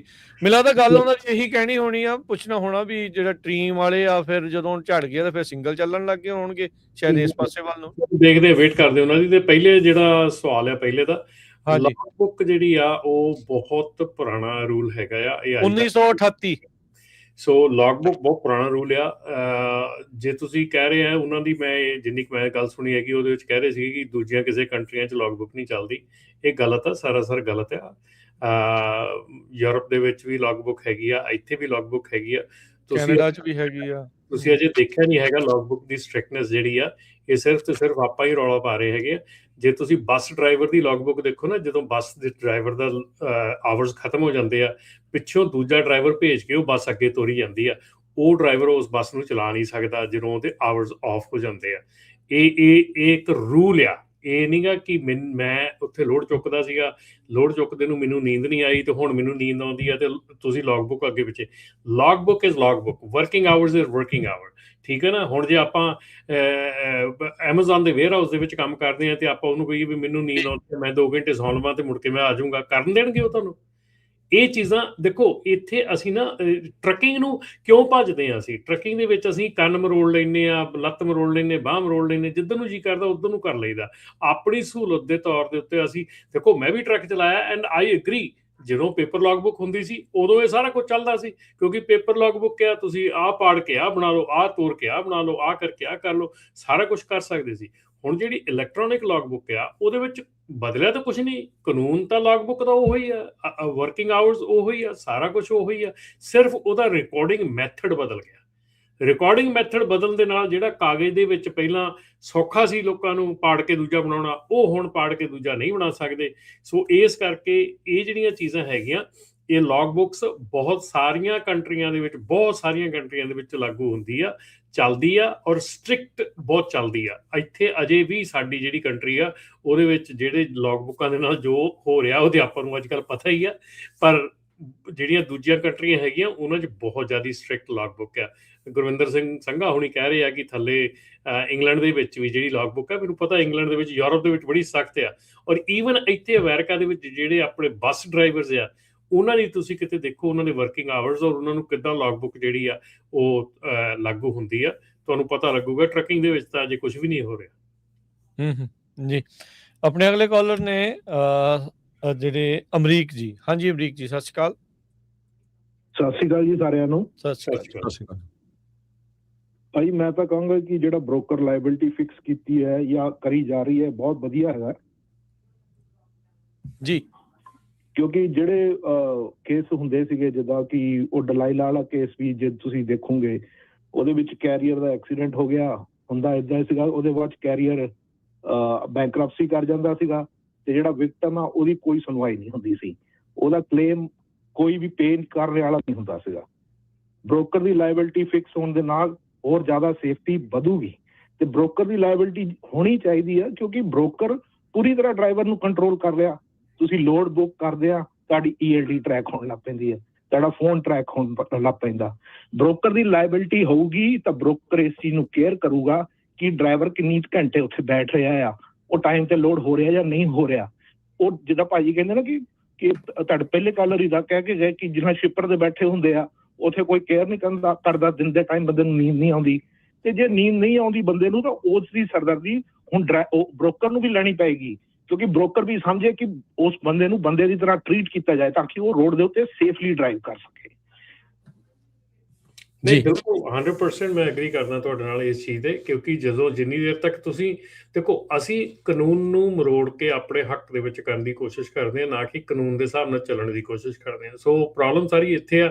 ਔਰ ਜੇ ਬ੍ਰੋਕਰ ਲਾਇਬਿਲਿਟੀ ਜਿਹੜੀ ਆ ਇਹ ਹੁੰਦੀ ਆ, ਉਹਦੇ ਨਾਲ ਡੈਫੀਨੇਟਲੀ ਬ੍ਰੋਕਰ ਵੱਲੋਂ ਇਹ ਦੇਖਿਆ ਜਾਊਗਾ ਕਿ ਜਿਹੜਾ ਡਰਾਈਵਰ ਜਾ ਰਿਹਾ ਹੈਗਾ ਉਹ ਟਾਇਰਡ ਤੇ ਨਹੀਂ ਹੈਗਾ, ਉਹਦੇ ਕੋਲ ਆਵਰਸ ਹੈਗੇ ਆ, ਉਹਦੇ ਕੋਲ ਇਸ ਚੀਜ਼ ਦਾ ਕੰਸਰਨ ਬ੍ਰੋਕਰ ਨੂੰ ਹੁਣ ਲੈਣਾ ਪਊਗਾ। ਦੇयर इज नो ਪੁਆਇੰਟ ਕਿ ਬ੍ਰੋਕਰ ਇੱਥੋਂ ਕਦੀ ਵੀ ਮੁਨਕਰ ਹੋ ਸਕਦਾ। ਹਾਂਜੀ ਭਾਜੀ, ਮੈਂ ਤਾਂ ਇਹਦੇ ਵਿੱਚ ਇੱਕ ਸਟੈਪ ਹੋਰ ਫਰਦਰ ਜਾਣਾ ਚਾਹੂੰਗਾ। ਜਿੱਦਾਂ ਬ੍ਰੋਕਰ ਕੋ ਇਹ ਅਥਾਰਟੀ ਆ, ਉਹਦੇ ਕੋਲ ਫਰੀਡਮ ਆ ਕਿ ਉਹ ਪਿਕ ਕਰ ਸਕਦਾ ਕਿ ਉਹਨੇ ਕੇਸ ਕੈਰੀਅਰ ਨੂੰ ਪਿਕ ਕਰਨਾ ਕਿਹੜਾ ਸੇਫ ਆ ਜਾਂ ਨਹੀਂ ਸੇਫ ਆ। ਇਸ ਤਰ੍ਹਾਂ ਸ਼ਿਪਰ ਦੇ ਕੋਲ ਵੀ ਇਹ ਅਥਾਰਟੀ ਆ, ਉਹਦਾ ਸਮਾਨ ਆ ਉਹ ਵੇਚ ਰਿਹਾ ਆ, ਉਹ ਬ੍ਰੋਕਰ ਨੂੰ ਹਾਇਰ ਕਰ ਰਿਹਾ, ਉਹ ਨਾ ਬ੍ਰੋਕਰਾਂ ਨੂੰ ਹਾਇਰ ਕਰੇ ਜਿਹੜੇ ਸੇਫ ਹੈਗੇ ਆ। ਤੇ ਇਸ ਕਰਕੇ ਖਾਲੀ ਬ੍ਰੋਕਰ ਤੇ ਲਾਇਬਿਲਿਟੀ ਨਹੀਂ ਖਤਮ ਹੋਣੀ ਚਾਹੀਦੀ, ਇਹ ਲਾਇਬਿਲਿਟੀ ਸ਼ਿਪਰ ਤੱਕ ਜਾਣੀ ਚਾਹੀਦੀ ਆ, ਕਿਉਂਕਿ ਜੇ ਸ਼ਿਪਰ ਅਕਾਊਂਟੇਬਲ ਹੋਊਗਾ ਤਾਂ ਸ਼ਿਪਰ ਵਿਲ ਮੇਕ ਸ਼ੋਰ ਕਿ truck loads in time and it leaves in time. ਬਿਲਕੁਲ ਜੀ ਬਿਲਕੁਲ, ਸ਼ਿਪਰ ਨਾਲ ਹੀ ਆ ਉਹਦੇ। ਹੁਣ ਜਿਹੜਾ ਬ੍ਰੋਕਰ, ਕਈ ਸ਼ਿਪਰ ਜਿਹੜੇ ਹੈਗੇ ਆ ਉਹ ਡਾਇਰੈਕਟਲੀ ਆਪਣੇ ਲੋਡ ਜਿਹੜੇ ਆ ਵਿਦਆਊਟ ਬ੍ਰੋਕਰ ਆਊਟਸੋਰਸ ਕਰਦੇ ਹੈਗੇ ਆ। ਸੋ ਉਹ ਜਿਹੜੇ ਸ਼ਿਪਰ ਹੈਗੇ ਉਹ ਟੋਟਲੀ ਲਾਇਬਲ ਹੈਗੇ ਆ ਇਸ ਵੇਲੇ, ਕਿਉਂਕਿ ਉਹ ਆਪਣੇ ਲੋਡ ਆਪ ਬ੍ਰੋਕਰ ਕਰ ਰਹੇ ਹੈਗੇ। ਸੋ ਉਹ ਆਲਰੇਡੀ ਵਿੱਚ ਹੈਗੇ ਆ। ਇੱਥੋਂ ਤੱਕ ਵੀ ਰਾਜਕਰਨ ਮੈਨੂੰ ਤਾਂ ਲੱਗਦਾ ਕਿ ਆਉਣ ਵਾਲੇ ਸਮੇਂ ਦੇ ਵਿੱਚ ਇਹ ਇੱਧਰਲੇ ਪਾਸੇ ਨੂੰ ਵੀ ਗੱਲ ਚਲੀ ਜਾਣੀ ਆ, ਕਿਉਂਕਿ ਜਿਹੜਾ ਕੈਲੀਫੋਰਨੀਆ ਦਾ AB5 ਲਾਅ ਸੀਗਾ, ਉਹਦੇ ਜਿਹੜਾ ABC ਜਿਹੜਾ ਪ੍ਰੋਂਗ ਹੈਗੀਆਂ, ਜਿਹੜੀਆਂ B ਪ੍ਰੋਂਗ ਹੈਗੀ ਆ, ਕਿ ਤੁਹਾਡਾ ਜਿਹੜਾ ਜਿਹੜੀ ਕੰਟਰੋਲ ਦੀ ਗੱਲ ਹੈਗੀ ਆ, ਕਿ ਤੁਹਾਡਾ ਜਿਹੜਾ ਬੰਦਾ ਜਿਹੜਾ ਤੁਹਾਨੂੰ ਕੰਮ ਦੇ ਰਿਹਾ ਹੈਗਾ ਤੁਹਾਨੂੰ ਕਿੰਨਾ ਕੰਟਰੋਲ ਰੱਖ ਰਿਹਾ ਹੈਗਾ, ਤੁਹਾਡੇ ਤੇ ਕਿੰਨਾ ਕੰਟਰੋਲ ਹੈਗਾ, ਤੁਹਾਨੂੰ ਕਿੰਨਾ ਕੋ ਗਾਈਡ ਬ੍ਰੋਕਰ ਦੇ EMPLOYE ਬਣ ਜਾਣਗੇ। ਇਹ ਮੈਨੂੰ ਲੱਗਦਾ ਗੱਲ ਹੋਰ ਕਿਸੇ ਪਾਸੇ ਨੂੰ ਵੀ ਤੁਰ ਪੈਣੀ ਆ ਵੀ ਭਾਈ ਆਪਾਂ ਤਾਂ EMPLOYE ਬ੍ਰੋਕਰ ਦੇ ਆ। ਇਹ ਇਫੈਕਟ ਪਤਾ ਨਹੀਂ ਕਿੱਥੇ ਤੇ ਕਿੱਥੇ ਤੱਕ ਜਾਂਦੇ ਆ। ਹੁਣ ਜਦੋਂ ਸੁਪਰੀਮ ਕੋਰਟ ਕਹਿੰਦਾ ਹੈ ਹੀ ਤੁਹਾਡੇ ਅਧੀਨ, ਤੇ ਫਿਰ ਕੈਲੀਫੋਰਨੀਆ ਨੇ ਕਹਿਣਾ ਆਓ ਜੀ, ਦਓ ਜੀ ਇਹਨਾਂ ਨੂੰ W2 ਤੇ ਦਓ ਇਹਨਾਂ ਨੂੰ ਹੁਣ ਜਿਹੜੀਆਂ ਸਾਰੀਆਂ ਚੀਜ਼ਾਂ ਨਾਲ। ਸੋ ਦੂਜੇ ਬੰਨੇ ਜਿਹੜੀ ਇਸ ਵੇਲੇ FMCSA ਵੱਲੋਂ ਲੇਟ ਜੂਨ ਦੇ ਵਿੱਚ ਜਿਹੜਾ ਪ੍ਰਪੋਜ਼ਡ ਰੂਲ ਸੀਗਾ ਉਹ ਵਾਈਟ ਹਾਊਸ ਨੂੰ ਭੇਜਿਆ ਗਿਆ ਸੀਗਾ, office of budget management and budget ਲਈ ਇੰਗਲਿਸ਼ ਪ੍ਰੋਫੀਸ਼ੀਐਂਸੀ ਦਾ। ਸੋ ਇੰਗਲਿਸ਼ ਪ੍ਰੋਫੀਸ਼ੀਐਂਸੀ ਦੇ ਉੱਤੇ ਜਿਹੜਾ ਆ ਉਹ ਪ੍ਰੀਟੀ ਮੱਚ ਵੈਰੀ ਕਲੋਜ਼ ਹੋ ਰਿਹਾ ਕਿ ਸਕਰੂਟਨੀ ਜਿਹੜੀ ਆ ਉਹ ਬਿਲਕੁਲ ਟਾਈਟ ਕੀਤੀ ਜਾਊਗੀ। ਸੋ ਉਹ ਜਿਹੜਾ ਇਸ਼ੂ ਹੈਗਾ ਉਹ ਸਾਈਡ ਬਾਈ ਸਾਈਡ ਚੱਲ ਰਿਹਾ ਹੈਗਾ। Just wanted to remind everyone ਕਿ ਇਹ ਚੀਜ਼ਾਂ ਜਿਹੜੀਆਂ ਇਹ ਨਾਲ ਦੇ ਨਾਲ ਚੱਲ ਰਹੀਆਂ ਹੈਗੀਆਂ। ਇਹਦੇ ਨਾਲ ਹੀ ਕਈ ਚੀਜ਼ਾਂ ਜਿਹੜੀਆਂ ਰਾਜਕਰਨ ਜਿਹੜੀਆਂ ਆਪਾਂ ਕਈ ਵਾਰੀ ਭੁੱਲ ਜਾਂਦੇ ਹਾਂ ਇੱਥੇ ਜ਼ਿਕਰ ਕਰਨੀਆਂ, ਕਿ ਜਿਹੜੇ 2027 ਦਾ ਇੰਜਨ ਰੋਲ ਆਊਟ ਜਿਹੜਾ ਆ ਉਹ ਬਿਗਿਨ ਹੋਣ ਜਾ ਰਿਹਾ, ਤੇ ਇਹਦੇ ਨਾਲ ਜਿਹੜਾ ਕਮਿੰਸ ਹੈਗਾ ਆ ਉਹਦੇ ਵੱਲੋਂ ਨੈਕਸਟ ਜਨਰੇਸ਼ਨ ਦਾ X15 X10 ਇੰਜਨ ਜਿਹੜਾ ਆ ਉਹ ਦੋਨੋਂ ਇਕੱਠੇ ਜਿਹੜੇ ਆ ਐਡਵਾਂਸ ਕਨਵਰਟ ਕੀਤੇ ਜਾ ਰਹੇ ਆ। ਇੰਟਰਨੈਸ਼ਨਲ ਟਰੱਕਾਂ ਹਾਈਬ੍ਰਿਡ ਚ ਕਰ ਰਹੇ, ਕਾਹਦੇ ਚ ਕਰ ਰਹੇ? ਨਹੀਂ, ਇਹ ਜਿਹੜਾ ਹੁਣ EPA ਨੇ ਜਿਹੜੇ ਰੂਲ ਚੇਂਜ ਕੀਤੇ ਆ ਨਾ ਨੌਕਸ ਦੇ, ਤੇ ਰੂਲ ਚੇਂਜ ਕੀਤੇ ਆ, ਉਹਦੇ ਮੁਤਾਬਕ ਜਿਹੜੇ ਪਹਿਲਾਂ ਕੰਮ ਹੋਣਾ ਸੀ ਉਹ ਤੋਂ ਹੁਣ ਜਿਹੜੇ ਮੈਨੂਫੈਕਚਰਰਸ ਆ ਉਹ ਚੇਂਜ ਕਰ ਰਹੇ ਹੈਗੇ ਆ। ਸੋ ਟਰਾਈਂਗ ਟੂ ਮੂਵ ਔਨ ਤੇ ਸਾਰਾ ਕੁਝ। ਤੋ 2027 ਦੇ ਵਿੱਚ ਜਿਹੜਾ ਸੀਗਾ ਉਹ ਨਵਾਂ ਜਿਹੜਾ ਇੰਜਣ ਆ ਉਹ ਆਉਣਾ ਹੈਗਾ ਆ। ਸੋ ਜਿਹੜਾ ਫਸਟ ਈਅਰ EPA 2027 ਟਰੱਕ ਜਿਹੜਾ ਹੈਗਾ, ਸੋ ਇਹਦੇ 'ਚ ਆਪਾਂ ਜਿਹੜੇ ਫਲੀਟ ਮੈਂਬਰ ਹੈਗੇ, ਫਲੀਟ ਆਪਣੀਆਂ ਹੈਗੀਆਂ, ਉਹਨਾਂ ਨੂੰ ਚੇਤੇ ਹੋਣਾ ਹੈ ਕਿ 2004 'ਚ EGR ਆਇਆ ਸੀਗਾ, 2007 ਦੇ ਵਿੱਚ DPF ਆਇਆ ਸੀਗਾ, ਤੇ 2010 ਦੇ ਵਿੱਚ DEF ਆਇਆ ਸੀਗਾ, DEF। ਸੋ ਇਹ ਜਿਹੜਾ ਹੋਣਿਆ ਹੁਣ ਇਹ EPA 2027 ਆ। ਸੋ 2027 ਦੇ ਵਿੱਚ ਜਿਹੜਾ ਆ ਇਹ ਪੈਕਾਰ ਵੱਲੋਂ ਵੀ ਇਹ ਚੀਜ਼ ਕਹੀ ਗਈ ਹੈ ਕਿ ਜਿਹੜੇ ਕਰੰਟ ਇੰਜਣ ਹੈਗੇ ਆ ਉਹ 2027 ਤੱਕ ਵਿਕਣਗੇ, ਪਰ 2027 ਦੇ ਵਿੱਚ ਜਿਹੜਾ ਅਕੋਰਡਿੰਗ ਟੂ EPA ਗਾਈਡਲਾਈਨਸ ਜਿਹੜਾ ਇੰਜਣ ਆ ਉਹ ਆਊਗਾ ਜੀ। ਆਪਣੇ ਅਗਲੇ ਕਾਲਰ ਨੇ ਸਤਵਿੰਦਰ ਜੀ, ਦੁਬਾਰਾ ਆਏ ਨੇ, ਆਪਣੀ ਗੱਲ ਪੂਰੀ ਕਰ ਲੈਣਗੇ। ਹਾਂਜੀ ਸਤਵਿੰਦਰ ਜੀ। ਹਾਂਜੀ ਸਤਿ ਸ਼੍ਰੀ ਅਕਾਲ ਭਾਈ। ਮੇਰੀ ਨਾ ਗੱਲ ਆਵਾਜ਼ ਕੱਟੀ ਗਈ ਸੀ। ਰਮਨ ਭਾਜੀ, ਮੈਂ ਇਹ ਨਹੀਂ ਕਹਿਣਾ ਚਾਹੁੰਦਾ ਵੀ ਮਤਲਬ ਲੌਗ ਬੁੱਕ ਗਾਂਹ ਪਛਾਂ ਕਰਨ ਦੀ ਨਹੀਂ ਗੱਲ ਕਰਦਾ, ਮੈਂ ਬੋਡੀ ਦੀ ਟਾਇਰਡ ਦੀ ਗੱਲ ਕਰਦਾ ਵੀ ਜਦੋਂ ਬੋਡੀ ਟਾਇਰਡ ਹੁੰਦੀ ਆ ਤੇ ਜਦੋਂ ਹੁਣ ਧੱਕੇ ਨਾਲ ਤਾਂ ਸੁੱਤਾ ਵੀ ਨਹੀਂ ਜਾਂਦਾ, ਮੈਂ ਉਹ ਗੱਲ ਕਰਦਾ। ਦੂਜੀ ਗੱਲ ਜਿਹੜੀ ਵੀਰ ਨੇ ਗੱਲ ਕੀਤੀ ਨਾ, ਹੁਣ 6-6 ਘੰਟੇ ਕਈ ਵਾਰ ਜਿਹੜੀ ਤੁਸੀਂ ਇੰਸ਼ੋਰੈਂਸ ਦੀ ਪਹਿਲਾਂ ਗੱਲ ਕਰ ਰਹੇ, ਜਿੱਦਾਂ ਵੀ ਉਹ ਬ੍ਰੋਕਰ ਵਾਲਾ ਜਿਹੜਾ 75,000 ਵਾਲੀ, ਹੁਣ 6-6 ਘੰਟੇ ਬੈਠੇ ਰਹੀਦਾ ਤੇ ਬ੍ਰੋਕਰ ਲਾਸਟ ਤੇ ਦੇ ਕੇ $100-150 ਦੇ ਕੇ ਉਹ ਮਾਰਦਾ, 7-7 ਘੰਟੇ ਵੀ ਕਈ ਵਾਰ ਲੱਗ ਜਾਂਦੇ ਹਨਾ। ਸੋ ਮੇਰਾ ਕਹਿਣ ਦਾ ਇਹ ਮਤਲਬ ਵੀ, ਦੂਜਾ ਮੈਂ ਇਹ ਕਹਿਣਾ ਚਾਹੁੰਦਾ ਵੀ ਜਿੱਦਾਂ ਹੁਣ ਡਰਾਈਵਰ ਟੀਮਾਂ ਦੇ ਵਿੱਚ ਜਿਹੜੇ ਆਪਣੇ ਵਰਕ ਪਰਮਿਟ ਵਾਲੇ ਵੀਰ ਸੀ ਉਹ ਚੱਲਦੇ ਸੀ ਟੀਮਾਂ 'ਚ, ਜਿਹੜਾ ਸਿੰਗਲ ਜਿੱਦਾਂ ਆਪਾਂ ਮਿਡ ਵੈਸਟ ਤੱਕ ਅਸੀਂ ਚੱਲਦੇ ਜਾਂ ਉਧਰੋਂ ਕੈਲੀਫੋਰਨੀਆ ਮਿਡ ਵੈਸਟ ਇੱਧਰ ਤੱਕ ਆਉਂਦੇ ਆ ਈਸਟ ਨੂੰ, ਜਿਹੜੇ ਟੀਮਾਂ ਚੱਲਦੀਆਂ ਸੀ ਉਹ ਈਸਟ ਵੈਸਟ ਚੱਲਦੀਆਂ ਸੀ, ਨਿਊ ਜਰਸੀ ਕੈਲੀਫੋਰਨੀਆ। ਕੀ ਜਿੰਨਾ ਹੁਣ ਡਰਾਈਵਿੰਗ ਲਾਇਸੈਂਸ ਝੜ ਗਿਆ ਉਹਦੇ ਨਾਲ ਲੋਡਾਂ ਦੇ ਵਿੱਚ ਜਾਂ ਈਸਟ ਵੈਸਟ ਤੋਂ ਜਿਹੜਾ ਮਾਲ ਉਧਰ ਹੀ ਆਉਂਦਾ ਉਹਦੇ ਵਿੱਚ ਕੋਈ ਬਿਗ ਪ੍ਰੋਬਲਮ ਨਾ ਆਊਗੀ ਆਉਣ ਵਾਲੇ ਟਾਈਮ 'ਚ, ਜਾਂ ਉਹ ਲੜੀ ਇੱਕ ਟੁੱਟੂ ਨਾ? ਉਹਦੇ ਬਾਰੇ ਮੈਂ ਪੁੱਛਣਾ ਵੀ ਤੁਹਾਨੂੰ ਲੱਗਦਾ ਇਦਾਂ ਦਾ? ਸੋ ਸਤਿ ਸ਼੍ਰੀ ਅਕਾਲ। ਓਕੇ, ਥੈਂਕ ਯੂ ਜੀ। ਨਹੀਂ ਭਾਜੀ, ਇੱਦਾਂ ਦਾ ਕੋਈ ਚੱਕਰ ਨਹੀਂ ਹੈ। ਸਾਰਾ ਐਡਜਸਟਮੈਂਟ ਜਿਹੜੀ ਹੈ ਟਾਈਮ ਟੂ ਟਾਈਮ ਐਡਜਸਟਮੈਂਟ ਹੋ ਜਾਂਦੀ ਆ। ਜੇ ਆਪਣਾ ਲੋਡ ਇੱਦਾਂ ਹੋਣ ਦੇ ਨਾਲ ਜਾਂ ਇੱਦਾਂ ਲਾਇਸੈਂਸ ਕੈਂਸਲ ਹੋਣ ਨਾਲ ਲੋਡ ਖੜ੍ਹਨ ਲੱਗ ਗਏ, ਫਿਰ ਉਹਨਾਂ ਕੋਲ ਟ੍ਰੇਨ ਹੈਗੀ ਆ, ਫਿਰ ਉਹ ਦੂਜਾ ਰਾਹ ਅਪਣਾ ਲੈਂਦੇ ਆ। ਸੋ ਕੰਮ ਚੱਲਦਾ ਰਹਿੰਦਾ ਆ, ਥਿੰਗਸ ਕੀਪ ਮੂਵਿੰਗ। ਹੋਰ ਹੁਣ ਅਸੀਂ ਅੱਜ ਕੱਲ੍ਹ ਇੰਡਸਟਰੀ ਰਾਹ ਲੱਭ ਲੈਂਦੀ ਆ। ਨਹੀਂ ਰਾਜਕਰਨ, ਹੁਣ ਅੱਜ ਕੱਲ੍ਹ ਅਸੀਂ ਟ੍ਰੈਂਡ ਦੇਖ ਰਹੇ ਹਾਂ। ਸਾਡੇ ਕੋਲ ਹੁਣ ਜਦੋਂ ਜੀ। ਡਰੱਗ ਟੈਸਟਿੰਗ ਵਾਸਤੇ ਟਰੱਕ ਸਕੂਲ ਦੇ ਵਿੱਚ ਕਾਫੀ ਲੋਕੀ ਹੁਣ ਟਰੱਕ ਸਕੂਲਸ ਆ ਰਹੇ ਆ, ਨਵੇਂ ਲੋਕੀ ਜਿਹੜੇ ਆ ਰਹੇ ਆ। ਔਰ ਸਾਡੇ ਕੋਲ ਅਸੀਂ ਟ੍ਰੈਂਡ ਦੇਖਿਆ ਕਿ ਸਾਡੇ ਕੋਲ ਉਹੋ ਜਿਹੇ ਬੰਦੇ ਆ ਰਹੇ ਆ ਜਿਹੜੇ ਕਿ ਬੰਦੇ ਅੱਜ ਤੋਂ 2 3 4 5 ਸਾਲ ਪਹਿਲਾਂ ਟਰੱਕਿੰਗ ਛੱਡ ਗਏ ਸੀਗੇ, ਕਿ ਬਹੁਤ ਜ਼ਿਆਦਾ ਪ੍ਰੋਬਲਮ ਚੱਲ ਰਹੀ ਹੈ, ਟਰੱਕਿੰਗ ਛੱਡ ਗਏ ਸੀਗੇ, ਉਹ ਹੁਣ ਵਾਪਸ ਆ ਰਹੇ ਹੈਗੇ ਆ। ਕਈ ਬੰਦੇ ਅਸੀਂ ਦੇਖੇ ਆ ਜਿਹੜੇ ਕਿ ਐਕਚੁਅਲੀ ਪ੍ਰੀਵੀਅਸਲੀ ਟਰੱਕਿੰਗ ਛੱਡ ਗਏ ਸੀਗੇ ਔਰ ਉਹ ਵਾਪਸ ਟਰੱਕਿੰਗ ਦੇ ਵਿੱਚ ਹਵਾ ਬਦਲ ਜਾਂਦਾ, ਦੇਖ ਲਓ ਕਿੱਦਾਂ। ਬਿਲਕੁਲ ਇਹ ਚੀਜ਼ਾਂ ਜਿਹੜੀਆਂ ਨਾ, ਇਹ ਕਹਿੰਦੇ ਹੁੰਦੇ ਆ ਕਿ ਪਾਣੀ ਜਿਹੜਾ ਵਹਾਅ ਜਿਹੜਾ ਚੱਲਦਾ ਉਹ ਆਪਣਾ ਰਾਹ ਬਣਾ ਲੈਂਦਾ। ਸੋ ਇਹੋ ਜਿਹੀਆਂ ਚੀਜ਼ਾਂ ਦੇ ਨਾਲ ਕੋਈ ਏਡਾ ਵੱਡਾ ਅਸਰ ਨਹੀਂ ਪੈਂਦਾ ਹੁੰਦਾ ਕਿ ਜੇ ਸਾਡੇ ਟੀਮਾਂ ਜਿਹੜੀਆਂ ਘਟ ਗਈਆਂ ਤੇ ਟੀਮਾਂ ਫਿਰ ਬਣਦੀਆਂ, ਟੀਮਾਂ ਹੋਰ ਨਹੀਂ। ਪਰ ਹੁਣ ਤਾਂ ਟਰੱਕਿੰਗ ਦੇ ਵਿੱਚ ਤਾਂ ਹੁਣ ਤਾਂ ਕਹਿੰਦੇ ਵੀ ਕੰਮ ਸੈੱਟ ਆ, ਵਧੀਆ ਚੱਲ ਰਿਹਾ, ਅੱਗੇ ਨਾਲੋਂ ਬੈਟਰ ਹੋ ਗਿਆ ਪਹਿਲਾਂ ਨਾਲੋਂ। ਦੇਖੋ ਜੀ, ਕੰਮ ਵਧੀਆ ਹੋ ਗਿਆ, ਕੰਮ ਵਧੀਆ ਹੋ ਸਕਦਾ, ਕੰਮ ਵਧੀਆ ਹੋ ਜਾਣਾ। ਸਿਰਫ ਤੇ ਸਿਰਫ ਸਾਰਿਆਂ ਨਾਲੋਂ ਵੱਡੀ ਚੀਜ਼ ਆ ਕਿ ਤੁਸੀਂ ਆਪਣੇ ਆਪਰੇਸ਼ਨ ਕਿੰਨੇ ਵਧੀਆ ਕਰ ਲੈਂਦੇ ਆ ਇਹਦੇ ਵਿੱਚ। ਜੇ ਤੁਸੀਂ ਆਪਣੇ ਆਪਰੇਸ਼ਨ ਵਧੀਆ ਨਹੀਂ ਨਾ ਕਰ ਸਕੇ ਇਸ ਵੇਲੇ, ਕਿਉਂਕਿ ਇਸ ਵੇਲੇ ਜੇ ਤੁਸੀਂ ਆਪਣਾ ਡਰਾਈਵਰ ਬੇਸ ਠੀਕ ਨਹੀਂ ਕਰ ਸਕੇ, ਆਪਣੀ ਕੰਪਲਾਇੰਸ ਠੀਕ ਨਹੀਂ ਕਰ ਸਕੇ, ਆਪਣੀ ਹਾਇਰਿੰਗ ਪ੍ਰੋਸੈਸ ਠੀਕ ਨਹੀਂ। ਹੁਣ ਦੇਖੋ, ਆ ਲਾਇਬਿਲਿਟੀ ਦੇ ਕੇਸ ਕਿੰਨੇ ਚੱਲ ਪਏ ਆ, ਕਿੰਨਾ ਕੁਛ ਹੋ ਚੱਲਿਆ। ਹੁਣ ਇਹ ਲਾਇਬਿਲਿਟੀ ਜਿਹੜੀ ਆ ਨਾ, ਜਿੱਦਣ ਲਾਇਬਿਲਿਟੀ ਪੈਂਦੀ ਆ, ਲਾਇਬਿਲਿਟੀ ਦਾ ਮਤਲਬ ਇਹ ਆ ਕਿ ਕੀ ਓਨਰ ਨੇ ਡਰਾਈਵਰ ਦੀ ਵੈਟਿੰਗ ਪ੍ਰੋਸੈਸ, ਜੇ ਹੁਣ ਅੱਜ ਬ੍ਰੋਕਰ ਨੂੰ ਪੁੱਛਦੇ ਨਾ ਵੀ ਤੂੰ ਕੈਰੀਅਰ ਨੂੰ ਵੈਟਿੰਗ ਪ੍ਰੋਸੈਸ ਤੋਂ ਪੂਰਾ ਕੀਤਾ, ਬੈਕਗ੍ਰਾਉਂਡ ਚੈੱਕ ਕੀਤਾ, ਆਹ ਕੀਤਾ, ਉਹ ਕੀਤਾ, ਇਦਾਂ ਹੀ ਕੈਰੀਅਰ ਨੂੰ ਪੁੱਛਿਆ ਜਾਣਾ ਆ ਕਿ ਭਾਈ ਜਦੋਂ ਤੂੰ ਡਰਾਈਵਰ ਹਾਇਰ ਕੀਤਾ ਸੀਗਾ, ਇਹਦਾ ਪ੍ਰੋਪਰਲੀ ਹਰ ਚੀਜ਼ ਕੀਤੀ ਸੀ, ਇਹਦੀ ਪ੍ਰੋਪਰਲੀ ਸਾਰੀਆਂ ਰਿਪੋਰਟਸ ਪੁੱਲ ਕੀਤੀਆਂ ਸੀਗੀਆਂ, ਬੈਕਗ੍ਰਾਉਂਡ ਚੈੱਕ ਕੀਤਾ ਸੀਗਾ, ਪ੍ਰੀਵੀਅਸ ਇੰਪਲੋਇਰ ਚੈੱਕ ਕੀਤਾ ਸੀਗਾ, ਡਰੱਗ ਟੈਸਟ ਨੇ ਸਾਰਾ ਕੁਝ ਕੀਤਾ ਸੀਗਾ, ਰੈਂਡਮਸ ਕਰਵਾਏ ਸੀਗੇ। ਸੋ ਇਹ ਚੀਜ਼ਾਂ ਜਿਹੜੀਆਂ ਨਾ, ਇਹ ਇਕੱਲਾ ਬ੍ਰੋਕਰ ਤੇ ਨਹੀਂ ਭਾਰ ਪੈਣਾ, ਇਹ ਬ੍ਰੋਕਰ ਨੇ ਗਾਂ ਦਬਾਅ ਜਿਹੜਾ ਆ ਉਹ ਕੈਰੀਅਰ ਤੇ ਪਾਉਣਾ ਆ। ਜੇ ਬ੍ਰੋਕਰ ਨੂੰ ਲਾਇਬਿਲਿਟੀ ਦੇ ਵਿੱਚ ਬ੍ਰੋਕਰ ਦਾ ਗਲ ਘੁੱਟਿਆ ਜਾਂਦਾ ਨਾ, ਤਾਂ ਬ੍ਰੋਕਰ ਨੇ ਗਾਂ ਗਲ ਜਿਹੜਾ ਕੈਰੀਅਰ ਦਾ, ਕੈਰੀਅਰ ਤੋਂ ਡਰਾਈਵਰ, ਇਹ ਜਿਹੜਾ ਰਾਹ ਆ ਇਦਾਂ ਹੀ ਚੱਲਦਾ ਹੋਣਾ ਹੈ। ਸੋ ਇਹਦੇ ਵਿੱਚ ਮਤਲਬ ਚੀਜ਼ ਇਹ ਆ ਕਿ ਤੁਸੀਂ ਆਪਣੇ ਆਪ ਦੇ ਆਪਰੇਸ਼ਨ ਨੂੰ ਕਿੰਨਾ ਵਧੀਆ ਕਰ ਸਕਦੇ ਆ, ਇਸ ਵੇਲੇ ਕਿੰਨਾ ਚੰਗਾ ਕਰ ਸਕਦੇ ਆ। ਥੋੜਾ ਕਰ ਲਓ, ਲੇਕਿਨ ਆਪਣਾ ਜਿਹੜਾ ਪ੍ਰੋਸੈਸ ਆ, ਆਪਣੀ ਜਿਹੜੀ ਕੰਪਨੀ ਆ, ਉਹਨੂੰ ਕਲੀਨ ਤੇ ਕੰਪਲਾਇੰਟ ਜ਼ਰੂਰ ਕਰ ਲਓ ਇਸ ਵੇਲੇ ਜੀ। ਆਪਣੇ ਅਗਲੇ ਜਿਹੜੇ ਕਾਲਰ ਨੇ, ਵਿਜੇ। ਹੈਲੋ, ਸਤਿ ਸ਼੍ਰੀ ਅਕਾਲ ਭਾਜੀ। ਜੀ, ਸਤਿ ਸ਼੍ਰੀ ਅਕਾਲ ਭਾਜੀ। ਮੇਰਾ ਇੱਕ ਸਵਾਲ ਆ ਜੀ।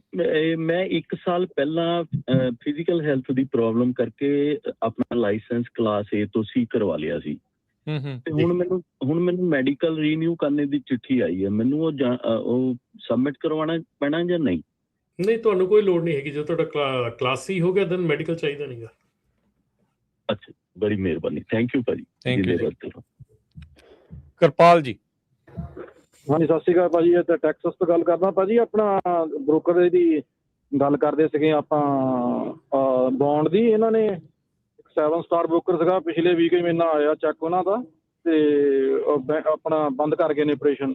ਓਕੇ। ਤੇ $3.5 ਲੱਖ ਉਹਨਾਂ ਦਾ ਸੀਗਾ ਦੇਣ ਵਾਲਾ ਪਿਆ। ਤੇ ਮੈਂ ਕੀਤਾ ਸੀ ਲੋਡ ਜੀ $3,000 ਦਾ, ਤੇ $125 ਦਾ ਚੈੱਕ ਆਇਆ ਜੀ ਮੈਨੂੰ। ਝੂੰਗਾ ਮਿਲ ਗਿਆ ਵੇ ਤਾਂ। ਹਾਂਜੀ। ਆਪਣਾ ਉਹਨਾਂ ਨੇ ਸਾਰੀ PDF ਫਾਈਲ ਮੈਨੂੰ ਭੇਜੀ ਆ ਵੀ ਜਿਨ੍ਹਾਂ ਦੇ ਉਹਨਾਂ ਦੇ ਕਲੇਮ ਹੋਏ ਸੀਗੇ। ਅੱਛਾ। ਵਿਦਿਨ 1.5 ਮੰਥ ਦੇ ਅੰਦਰ ਹੀ ਉਹ $3.5 ਲੱਖ ਦਾ ਉਹਨਾਂ ਨੇ ਕਾਰਗੋ ਚੁਕਾਇਆ ਤੇ ਭੱਜ ਗਏ ਸੀਗੇ। 75,000 ਫਿਰ ਤਾਂ ਬੜਾ ਸੋਹਣਾ ਕਮਾਈ ਕਰਕੇ ਚਲੇ ਗਏ ਹਨਾ। ਹਾਂਜੀ, ਆਪਣੇ ਪੰਜਾਬੀ ਸੀਗੇ ਜੀ। ਕੁੜੀ ਨੇ ਮਿਹਨਤਾਂ ਕਰਕੇ ਲੋਡ ਚੁਕਾਇਆ। ਮੈਂ ਚੱਕਦਾ ਨਹੀਂ ਸੀ, ਮੈਂ ਵੀ ਡੈਡ ਮਾਰਕੀਟ 'ਚ ਫਸਿਆ ਸੀਗਾ। ਮੈਂ ਕਿਹਾ ਤੁਹਾਡਾ ਰੈਕਡ ਨਹੀਂ ਸਹੀ ਹੈਗਾ, ਮੈਂ ਕਰਦਾ ਨਹੀਂ ਕੰਮ। ਨਹੀਂ ਭਾਜੀ, ਅਸੀਂ ਪੈਸੇ ਦਵਾ ਦਾਂਗੇ। ਨਹੀਂ ਭਾਜੀ, ਮੈਂ ਕਿੱਕ ਪੇ ਦਵਾ ਦਾਂਗੀ। ਕਿੱਕ ਪੇ ਦਾ ਕਾਹਦੀ ਆਈ, ਰੈਗੂਲਰ ਪੇ ਕੁਛ ਵੀ ਨਹੀਂ ਆਇਆ। $125 ਆਏ। ਗੱਲਾਂ ਦਾ ਕੜਾ ਬਣ ਗਿਆ, ਹੋਰ ਤਾਂ ਕੁਝ ਨਹੀਂ ਹੋਇਆ। ਹਾਂਜੀ। ਫੋਨ ਬੰਦ ਕਰ ਗਏ ਸਾਰੇ। ਤੇ $3.5 ਲੱਖ ਦੀ PDF ਫਾਈਲ ਆਈ ਮੈਨੂੰ ਵੀ ਇਹਨਾਂ ਨੇ ਇਹਨਾਂ ਦੇਣਾ ਸੀਗਾ, ਤੇ ਤੁਹਾਡੇ ਹਿੱਸੇ $125 ਆਏ ਨੇ। ਦੇਖੋ ਜੀ। ਬਾਕੀ ਭਾਜੀ ਲਾਇਬਿਲਿਟੀ ਦੀ ਗੱਲ ਕਰਦੇ ਆ, ਮੇਨ ਤਾਂ ਮੈਨੂੰ ਲੱਗਦਾ ਜੀ ਇਹ ਜਿਹੜਾ ਕਸਟਮਰ ਸ਼ਿਪਰ ਲੋਡ ਚੁਕਾਉਂਦਾ, ਹੁਣ ਕਈ ਸ਼ਿਪਰ ਦਾ ਬਹੁਤ ਵਧੀਆ ਕੰਮ ਕਰਦੇ ਨੇ। ਤੁਹਾਡੀ ID ਚੈੱਕ ਕਰਦੇ ਨੇ, ਤੁਹਾਤੋਂ ਫਾਰਮ ਭਰਾਉਂਦੇ ਨੇ, ਬ੍ਰੋਕਰ ਦਾ ਨਾਮ ਪੁੱਛਦੇ ਨੇ ਕਿਹਨੇ ਬੁੱਕ ਕੀਤਾ ਆ, ਤੇ ਉਸ ਤੋਂ ਬਾਅਦ ਤੁਹਾਡਾ ਟਰੱਕ ਵੀ ਚੈੱਕ ਕਰਦੇ ਨੇ ਵੀ ਸਟਿੱਕਰ ਕਿਹਦੇ ਲੱਗੇ ਹੋਏ ਨੇ। ਕਈ ਬ੍ਰੋਕਰ ਤਾਂ ਹੁਣ ਇਹ ਵੀ ਚੈੱਕ ਕਰਦੇ ਨੇ ਕਿ ਹੱਥ ਨਾਲ ਪੈਨ ਨਾਲ ਲਿਖਿਆ। ਅੱਜ ਮੈਂ ਨਵਾਂ ਟ੍ਰੇਲਰ ਲਿਆ ਸੀ, ਮੈਂ ਪੈਨ ਨਾਲ ਹੀ ਨੰਬਰ ਲੈ ਕੇ ਲਿਆ ਗਿਆ ਸਕੈਚ ਨਾਲ। ਉਹਨਾਂ ਨੇ ਲੋਡ ਨਹੀਂ ਕੀਤਾ, ਉਹ ਕਹਿੰਦੇ ਪ੍ਰੋਪਰ ਨੰਬਰ ਲੈ ਕੇ ਲਿਆ। ਮੈਂ ਠੀਕ ਆ, ਤੁਹਾਡੀ ਵੀ ਗੱਲ ਸਹੀ ਆ ਵੀ ਮੈਂ ਤਾਂ ਲਿਆ ਸੀ, ਕੋਈ ਟਾਈਮ ਨਹੀਂ ਲੱਗਾ ਸਟਿੱਕਰ ਲਵਾਉਣ ਦਾ। ਕਹਿੰਦੇ ਨਹੀਂ, ਪਹਿਲਾਂ ਇਹ ਸਟਿੱਕਰ ਲਾ ਕੇ ਉੱਪਰ ਨਵੇਂ ਨੰਬਰ ਲੈ ਕੇ ਲਿਆ, ਫੇਰ ਅਸੀਂ ਲੋਡ ਕਰਨਾ। ਪ੍ਰੋਫੈਸ਼ਨਲਿਜ਼ਮ ਲੱਗਦਾ ਨਾ ਫਿਰ। ਹਾਂਜੀ, ਇਹ ਜਿਹੜਾ ਸਮਾਨ ਆ, ਜਿਹੜਾ ਓਨਰ ਆ, ਜਿਹੜੇ ਉਹ ਆਪਣਾ ਵਰਕ ਕਰਦਾ, ਫੇਰ ਤਾਂ ਬ੍ਰੋਕਰ ਵਿੱਚ ਰਹਿ ਹੀ ਨਹੀਂ ਗਿਆ ਨਾ। ਉਹਨਾਂ ਨੇ ਅਸਲੀ ਤਾਂ ਉਹਨਾਂ ਨੇ ਲੋਡ ਚੁਕਵਾਇਆ ਨਾ। ਹਾਂਜੀ ਚਲੋ ਠੀਕ ਹੈ ਥੈਂਕ ਯੂ ਵੀਰ ਭਾਜੀ। ਜੀ, ਥੈਂਕ ਯੂ। ਰਾਜਕਿਰਨ ਤੁਸੀਂ ਇਹ ਦੇਖੋ ਅੱਜ ਦੀ ਤਰੀਕ ਦੇ ਵਿੱਚ ਜਿਹੜਾ ਸਾਡੀ ਹੁਣ ਕਹਿ ਕੇ ਗਏ ਨਾ ਕਿ ਆਪਣਾ ਬ੍ਰੋਕਰ ਸੀਗਾ ਤੇ ਉਹ ਆਪਣੇ ਬ੍ਰੋਕਰ ਨੇ ਆਪਾਂ ਨੂੰ ਜਿਹੜਾ ਇਦਾਂ ਕੀਤਾ। ਇਸ ਵੇਲੇ ਇੰਨਾ ਕੁ ਧੰਦਾ ਚੱਲ ਰਿਹਾ ਹੈਗਾ ਇਹ, ਮੈਂ ਪਿਛਲੇ ਪ੍ਰੋਗਰਾਮ 'ਚ ਵੀ ਇਹ ਗੱਲ ਕੀਤੀ ਸੀਗੀ ਕਿ ਆਪਣੇ ਹੀ ਬੰਦੇ ਜਿਹੜੇ ਆ ਆਪਣੇ ਹੀ ਕਾਲਾਂ ਕਰ ਰਹੇ ਹੈਗੇ ਆ। ਕੋਈ ਆਪਾਂ ਨੂੰ ਟਿਕਟ ਫਾਈਟਿੰਗ ਪਲਾਨ ਵੇਚ ਰਿਹਾ ਹੈਗਾ। ਇਸ ਵੇਲੇ ਇੰਡੀਆ ਤੋਂ ਫਿਊਲ ਕਾਰਡ ਵੀ ਵਿਕ ਰਹੇ ਆ ਰਾਜਕਿਰਨ, ਲੇਟੈਸਟ। ਹਾਂਜੀ ਲੇਟੈਸਟ ਆ, ਇੰਡੀਆ ਤੋਂ ਫਿਊਲ ਕਾਰਡ ਵਿਕ ਰਹੇ ਆ। ਠੀਕ ਹੈ, ਸੋ ਫਿਊਲ ਕਾਰਡ ਇੰਡੀਆ ਤੋਂ ਵਿਕਣ ਲੱਗ ਗਏ, ਟਿਕਟ ਫਾਈਟਿੰਗ ਪਲਾਨਾਂ ਇੰਡੀਆ ਤੋਂ ਵਿਕਣ ਲੱਗ ਗਈਆਂ, ਲੋਡ ਬ੍ਰੋਕਰੇਜ ਇੰਡੀਆ ਦੇ ਵਿੱਚ ਚਲੀ। ਮਤਲਬ ਕਿ ਤੁਸੀਂ ਇਹ ਦੇਖੋ ਵੀ ਮੈਂ ਇਕੱਲਾ ਇੰਡੀਆ ਨਹੀਂ, ਮੈਨੂੰ ਅਗਲਿਆਂ ਨੇ ਇਹ ਵੀ ਦੱਸਿਆ ਕਿ ਸਾਡੀਆਂ ਬ੍ਰਾਂਚਸ ਆ ਰਸ਼ੀਆ ਦੇ ਵਿੱਚ, ਇੰਡੀਆ ਦੇ ਵਿੱਚ। ਸੋ ਔਰ ਮੈਨੂੰ ਬੰਦਾ ਇਹ ਕਹਿ ਰਿਹਾ, ਮੈਂ ਕਿਹਾ ਵੀ ਤੂੰ ਕਿੱਥੋਂ ਗੱਲ ਕਰ ਰਿਹਾ, ਠੀਕ ਹੈ, ਤੂੰ ਮੈਨੂੰ ਕਿੱਥੋਂ ਅਪਰੋਚ ਕਰ ਰਿਹਾ? ਕਹਿੰਦਾ ਮੈਂ ਵਕੇਸ਼ਨ ਤੇ ਆ ਬੰਗਲੌਰ ਦੇ ਵਿੱਚ। ਸੋ ਤੁਸੀਂ ਇਹ ਹਿਸਾਬ ਲਾ ਲਓ ਵੀ ਕਿੱਥੇ ਤੱਕ ਕੰਮ ਪਹੁੰਚਿਆ ਹੋਇਆ। ਮਤਲਬ ਕਿ ਲੋਕੀ ਕਿੱਥੋਂ ਇਹ ਜਿਹੜੀਆਂ ਚੀਜ਼ਾਂ ਆ ਕਰ ਰਹੇ ਆ। ਸੋ ਤੁਹਾਨੂੰ ਜਿਹੜੀ ਇਸ ਵੇਲੇ ਸਾਰਿਆਂ ਨੂੰ ਹੱਥ ਜੋੜ ਕੇ ਬੇਨਤੀ ਆ ਕਿ ਭਾਈ ਜਦੋਂ ਤੁਹਾਨੂੰ ਕੋਈ ਵੀ ਲੈਟਰ ਆਉਂਦਾ ਆ ਉਹਨੂੰ ਧਿਆਨ ਨਾਲ ਪੜ੍ਹੋ, ਧਿਆਨ ਨਾਲ ਦੇਖੋ। ਮੇਰੇ ਕੋਲ ਮਿਸ਼ੀਗਨ ਤੋਂ ਭਾਈ ਸਾਹਿਬ ਹੁਣੀ ਆਏ ਸੀਗੇ ਕੱਲ, ਉਹਨਾਂ ਨੇ ਇੱਕ ਲੈਟਰ ਜਿਹੜਾ ਉਹਨਾਂ ਨੇ ਦਿਖਾਇਆ ਕਿ ਭਾਜੀ ਮੈਨੂੰ ਆਪਣੀ ਲੋਕਲ ਇੱਥੋਂ ਪੰਜਾਬੀ ਨੇ 1-2 ਕੰਪਨੀਆਂ ਜਿਹੜੀਆਂ ਕਾਲਾਂ ਕਰ ਰਹੀਆਂ ਵੀ ਤੁਹਾਨੂੰ ਇੰਨੇ ਪੈਸੇ ਦੇਣੇ ਪੈਣੇ, ਆਹ ਕਰਨਾ ਪੈਣਾ, ਇਹ ਕਰਨਾ ਪੈਣਾ। ਔਰ ਉਹ ਜਿਹੜਾ ਉਹਨਾਂ ਨੇ ਲੈਟਰ ਹੱਥ 'ਚ ਫੜਿਆ ਸੀ ਉਸ 'ਚ ਉਹਨਾਂ ਨੇ ਕਿਹਾ ਸੀਗਾ ਵੀ ਆਹ ਚੀਜ਼ ਅਸੀਂ ਕਰਕੇ ਦਿੰਦੇ ਤੁਹਾਨੂੰ, ਤੇ $235 ਦਾ ਚੈੱਕ ਸਾਨੂੰ ਮੇਲ ਕਰ ਦਿਓ। ਠੀਕ ਹੈ, ਔਰ ਰਾਜਕਿਰਨ ਹੈਗਾ ਕੀ ਸੀਗਾ, ਉਹ ਸਿਰਫ ਤੇ ਸਿਰਫ state of California the website ਤੇ ਜਾ ਕੇ ਉੱਥੇ ਸਟੇਟਮੈਂਟ ਆਫ ਇਨਫੋਰਮੇਸ਼ਨ ਫਾਈਲ ਕਰਨੀ ਸੀ, ਜਿਹਦੇ $25 ਲੱਗਦੇ ਆ ਤੇ $5 ਉਹ ਸਰਟੀਫਾਈਡ ਕਾਪੀ ਦੇ ਲੈਂਦੇ ਆ ਤੁਹਾਨੂੰ ਵਾਪਸ ਮੇਲ ਕਰਨ ਦੇ ਲਈ। ਸਿਰਫ ਤੇ ਸਿਰਫ ਆਹ ਕੰਮ ਸੀਗਾ, ਔਰ 15 ਮਿੰਟਾਂ ਦੇ ਉਹ ਘੱਟ 10 ਮਿੰਟ ਦੇ ਵਿੱਚ ਉਹ ਤੁਸੀਂ ਆਪਣਾ ਕੰਮ ਜਿਹੜਾ ਪੂਰਾ ਕਰ ਸਕਦੇ ਆ। ਜੇ ਤੇ ਕੋਈ ਜਾਣਦਾ ਉਹ 5 ਮਿੰਟ 'ਚ ਕਰ ਸਕਦਾ। ਸੋ ਇਹਦੇ ਲਈ ਦੇਖੋ ਹੁਣ ਤੁਹਾਡਾ ਜਿਹੜਾ ਕਲੀਅਰਿੰਗ ਹਾਊਸ ਦਾ ਅਕਾਊਂਟ ਆ, ਤੁਹਾਡਾ ਆਹ ਅਕਾਊਂਟ ਆ, ਉਹ ਮਤਲਬ ਲੋਕੀ ਆਵਾਗਾਉਣੀ ਮਤਲਬ ਪੈਸੇ ਜਿਹੜੇ ਆ ਨਾ ਦੱਸੀ ਜਾਂਦੇ ਲੋਕਾਂ ਨੂੰ ਕਾਲਾਂ ਕਰ ਕਰਕੇ, ਕੋਈ ਦਈ ਵੀ ਜਾਂਦੇ ਹੋਣੇ ਆ ਤਾਂ ਹੀ ਅਗਲੇ ਲੈਂਦੇ ਔਰ ਦਈ ਜਾਂਦੇ ਯਾਰ। ਮਤਲਬ ਹੈਰਾਨੀ ਵਾਲੀ ਗੱਲ ਇਹ ਆ, ਦਈ ਜਾਂਦੇ ਆ।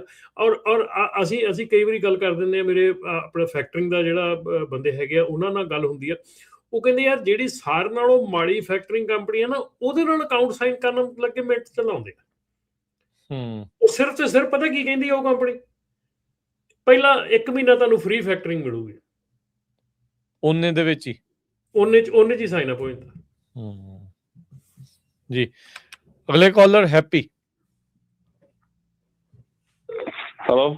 ਹਾਂਜੀ ਹੈਲੋ ਜੀ, ਸਤਿ ਸ਼੍ਰੀ ਅਕਾਲ ਨਾ ਭਰਾ ਨੂੰ ਜੀ। ਸਤਿ ਸ਼੍ਰੀ ਅਕਾਲ ਜੀ। ਸਤਿ ਸ਼੍ਰੀ ਅਕਾਲ ਜੀ। ਮੈਂ ਦੱਸਣਾ ਸੀ ਜਿੱਦਾਂ ਜੀ ਗੱਲ ਕਰਨੀ ਸੀ ਜਿਹੜੀ ਉਹਦਾ ਲੌਗ ਬੁੱਕ ਦੀ, ਜਿਹਦਾ ਲੌਗ ਬੁੱਕ ਦਾ ਜੀ ਪਹਿਲਾਂ ਜਿਹੜਾ ਚੱਲਦਾ ਸੀਗਾ ਪੇਪਰ ਲੌਗ ਬੁੱਕ, ਤੇ ਹੁਣ ਆਪਣੀ ਹੋ ਗਈ ਹੈ ਜੀ ਇਲੈਕਟ੍ਰਿਕ। ਤੇ ਹਮ ਕਿ ਜਿਹੜੀ ਜੀ ਪਹਿਲਾਂ ਪੇਪਰ ਲੌਗ ਬੁੱਕ ਸੀਗੀ ਉਹਨੂੰ ਉਹੀ ਬੰਦਾ ਬਣਾ ਸਕਦਾ ਸੀ ਜਿਹਨੂੰ ਐਕਸਪੀਰੀਅੰਸ ਸੀਗਾ। ਹੁਣ ਤਾਂ ਜਿਹੜੀ ਲੌਗ ਬੁੱਕ ਹੋ ਗਈ ਆ, ਇੰਨਾ ਸੌਖਾ ਹੋ ਗਿਆ ਬਈ ਅਗਲੇ ਫੋਨ ਕਰਦੇ ਆ, ਭਾਜੀ ਮੇਰੀ ਬੁੱਕ ਸਹੀ ਕਰ ਦਿਓ। ਇੰਡੀਆ ਤੋਂ ਬੈਠੀਆਂ ਕੰਪਨੀਆਂ ਧੜਾ ਇਹ ਕੰਮ ਕਰ ਰਹੀਆਂ। ਇਹ ਸਿਚੁਏਸ਼ਨ ਬਹੁਤ ਬੈਡ ਆ, ਇਹਦੇ ਵਿੱਚ ਕੋਈ ਦੋ ਰਾਵਾਂ ਨਹੀਂ, ਬਹੁਤ ਲੋਕਾਂ ਦੀ ਇਹ ਕੰਪਲੇਂਟ ਆ। ਹਾਂਜੀ, ਕਿਉਂਕਿ ਜਿਹੜੀ ਲੌਗ ਬੁੱਕ ਪੇਪਰ ਸੀਗੀ ਬੰਦੇ ਕਈ ਟਰੱਕ ਛੱਡ ਜਾਂਦੇ ਸਾਨੂੰ ਬੁੱਕ ਨਹੀਂ ਬਣਾਉਣੀ ਆਉਂਦੀ। ਹੁਣ ਤਾਂ ਇੰਨਾ ਸੌਖਾ ਹੋ ਗਿਆ ਵੀ ਇੰਨਾ ਸੌਖਾ ਕਰਕੇ ਦਿੱਤਾ ਵੀ ਬੰਦਾ ਮਿੰਟਾਂ 'ਚ ਫੜ ਬਈ ਆਪਣੀ ਬੁੱਕ ਚੇਂਜ ਹੋ ਗਈ, ਚਲੋ ਜੀ ਮੈਂ ਤੁਰ ਪਈ, ਮੇਰੇ 10 ਘੰਟੇ ਪੈ ਗਏ ਜੀ। ਤੇ ਤਾਂ ਅੱਗੇ ਹੁਣ ਟਰੱਕ ਰੋਡ ਤੇ ਫੜ ਹੋ ਜਾਣਾ ਜੀ, ਹਾਂਜੀ ਬੁੱਕ ਚੀਟ ਕੀਤੀ ਆ ਜਾਂ ਕੁਛ ਕੀਤਾ ਆ। ਤੇ ਬਾਕੀ ਇਹ ਸਾਰਾ ਕੁਛ ਕਰ ਕੈਲੀਫੋਰਨੀਆ ਵਾਲੇ ਰਹੇ ਸੀਗੇ, ਕਿਉਂਕਿ ਸੌਂਦੇ ਹੈ ਨਹੀਂ। ਸਾਨੂੰ ਵੀ ਬੰਦਿਆਂ ਦਾ ਪਤਾ ਕਿ 2-2 ਘੰਟੇ ਸੌਂ ਕੇ ਉਹਨੇ ਵਾਂਗ ਡਰਾਈਵ ਕਰਦੇ ਆ। ਤੇ ਬਾਕੀ ਰਹੀ ਗੱਲ ਜਿਹੜੀ ਸ਼ਿਪਰ ਤੇ ਬਰੋਕਰ ਵਾਲੀ ਜੀ, ਅੱਜ ਤੋਂ 10 ਸਾਲ ਪਹਿਲਾਂ ਬਰੋਕਰ ਵੀ ਦੇਖਦਾ ਸੀ, ਸ਼ਿਪਰ ਵੀ ਦੇਖਦਾ ਸੀ ਬੰਦਾ ਕੌਣ ਆ ਰਿਹਾ।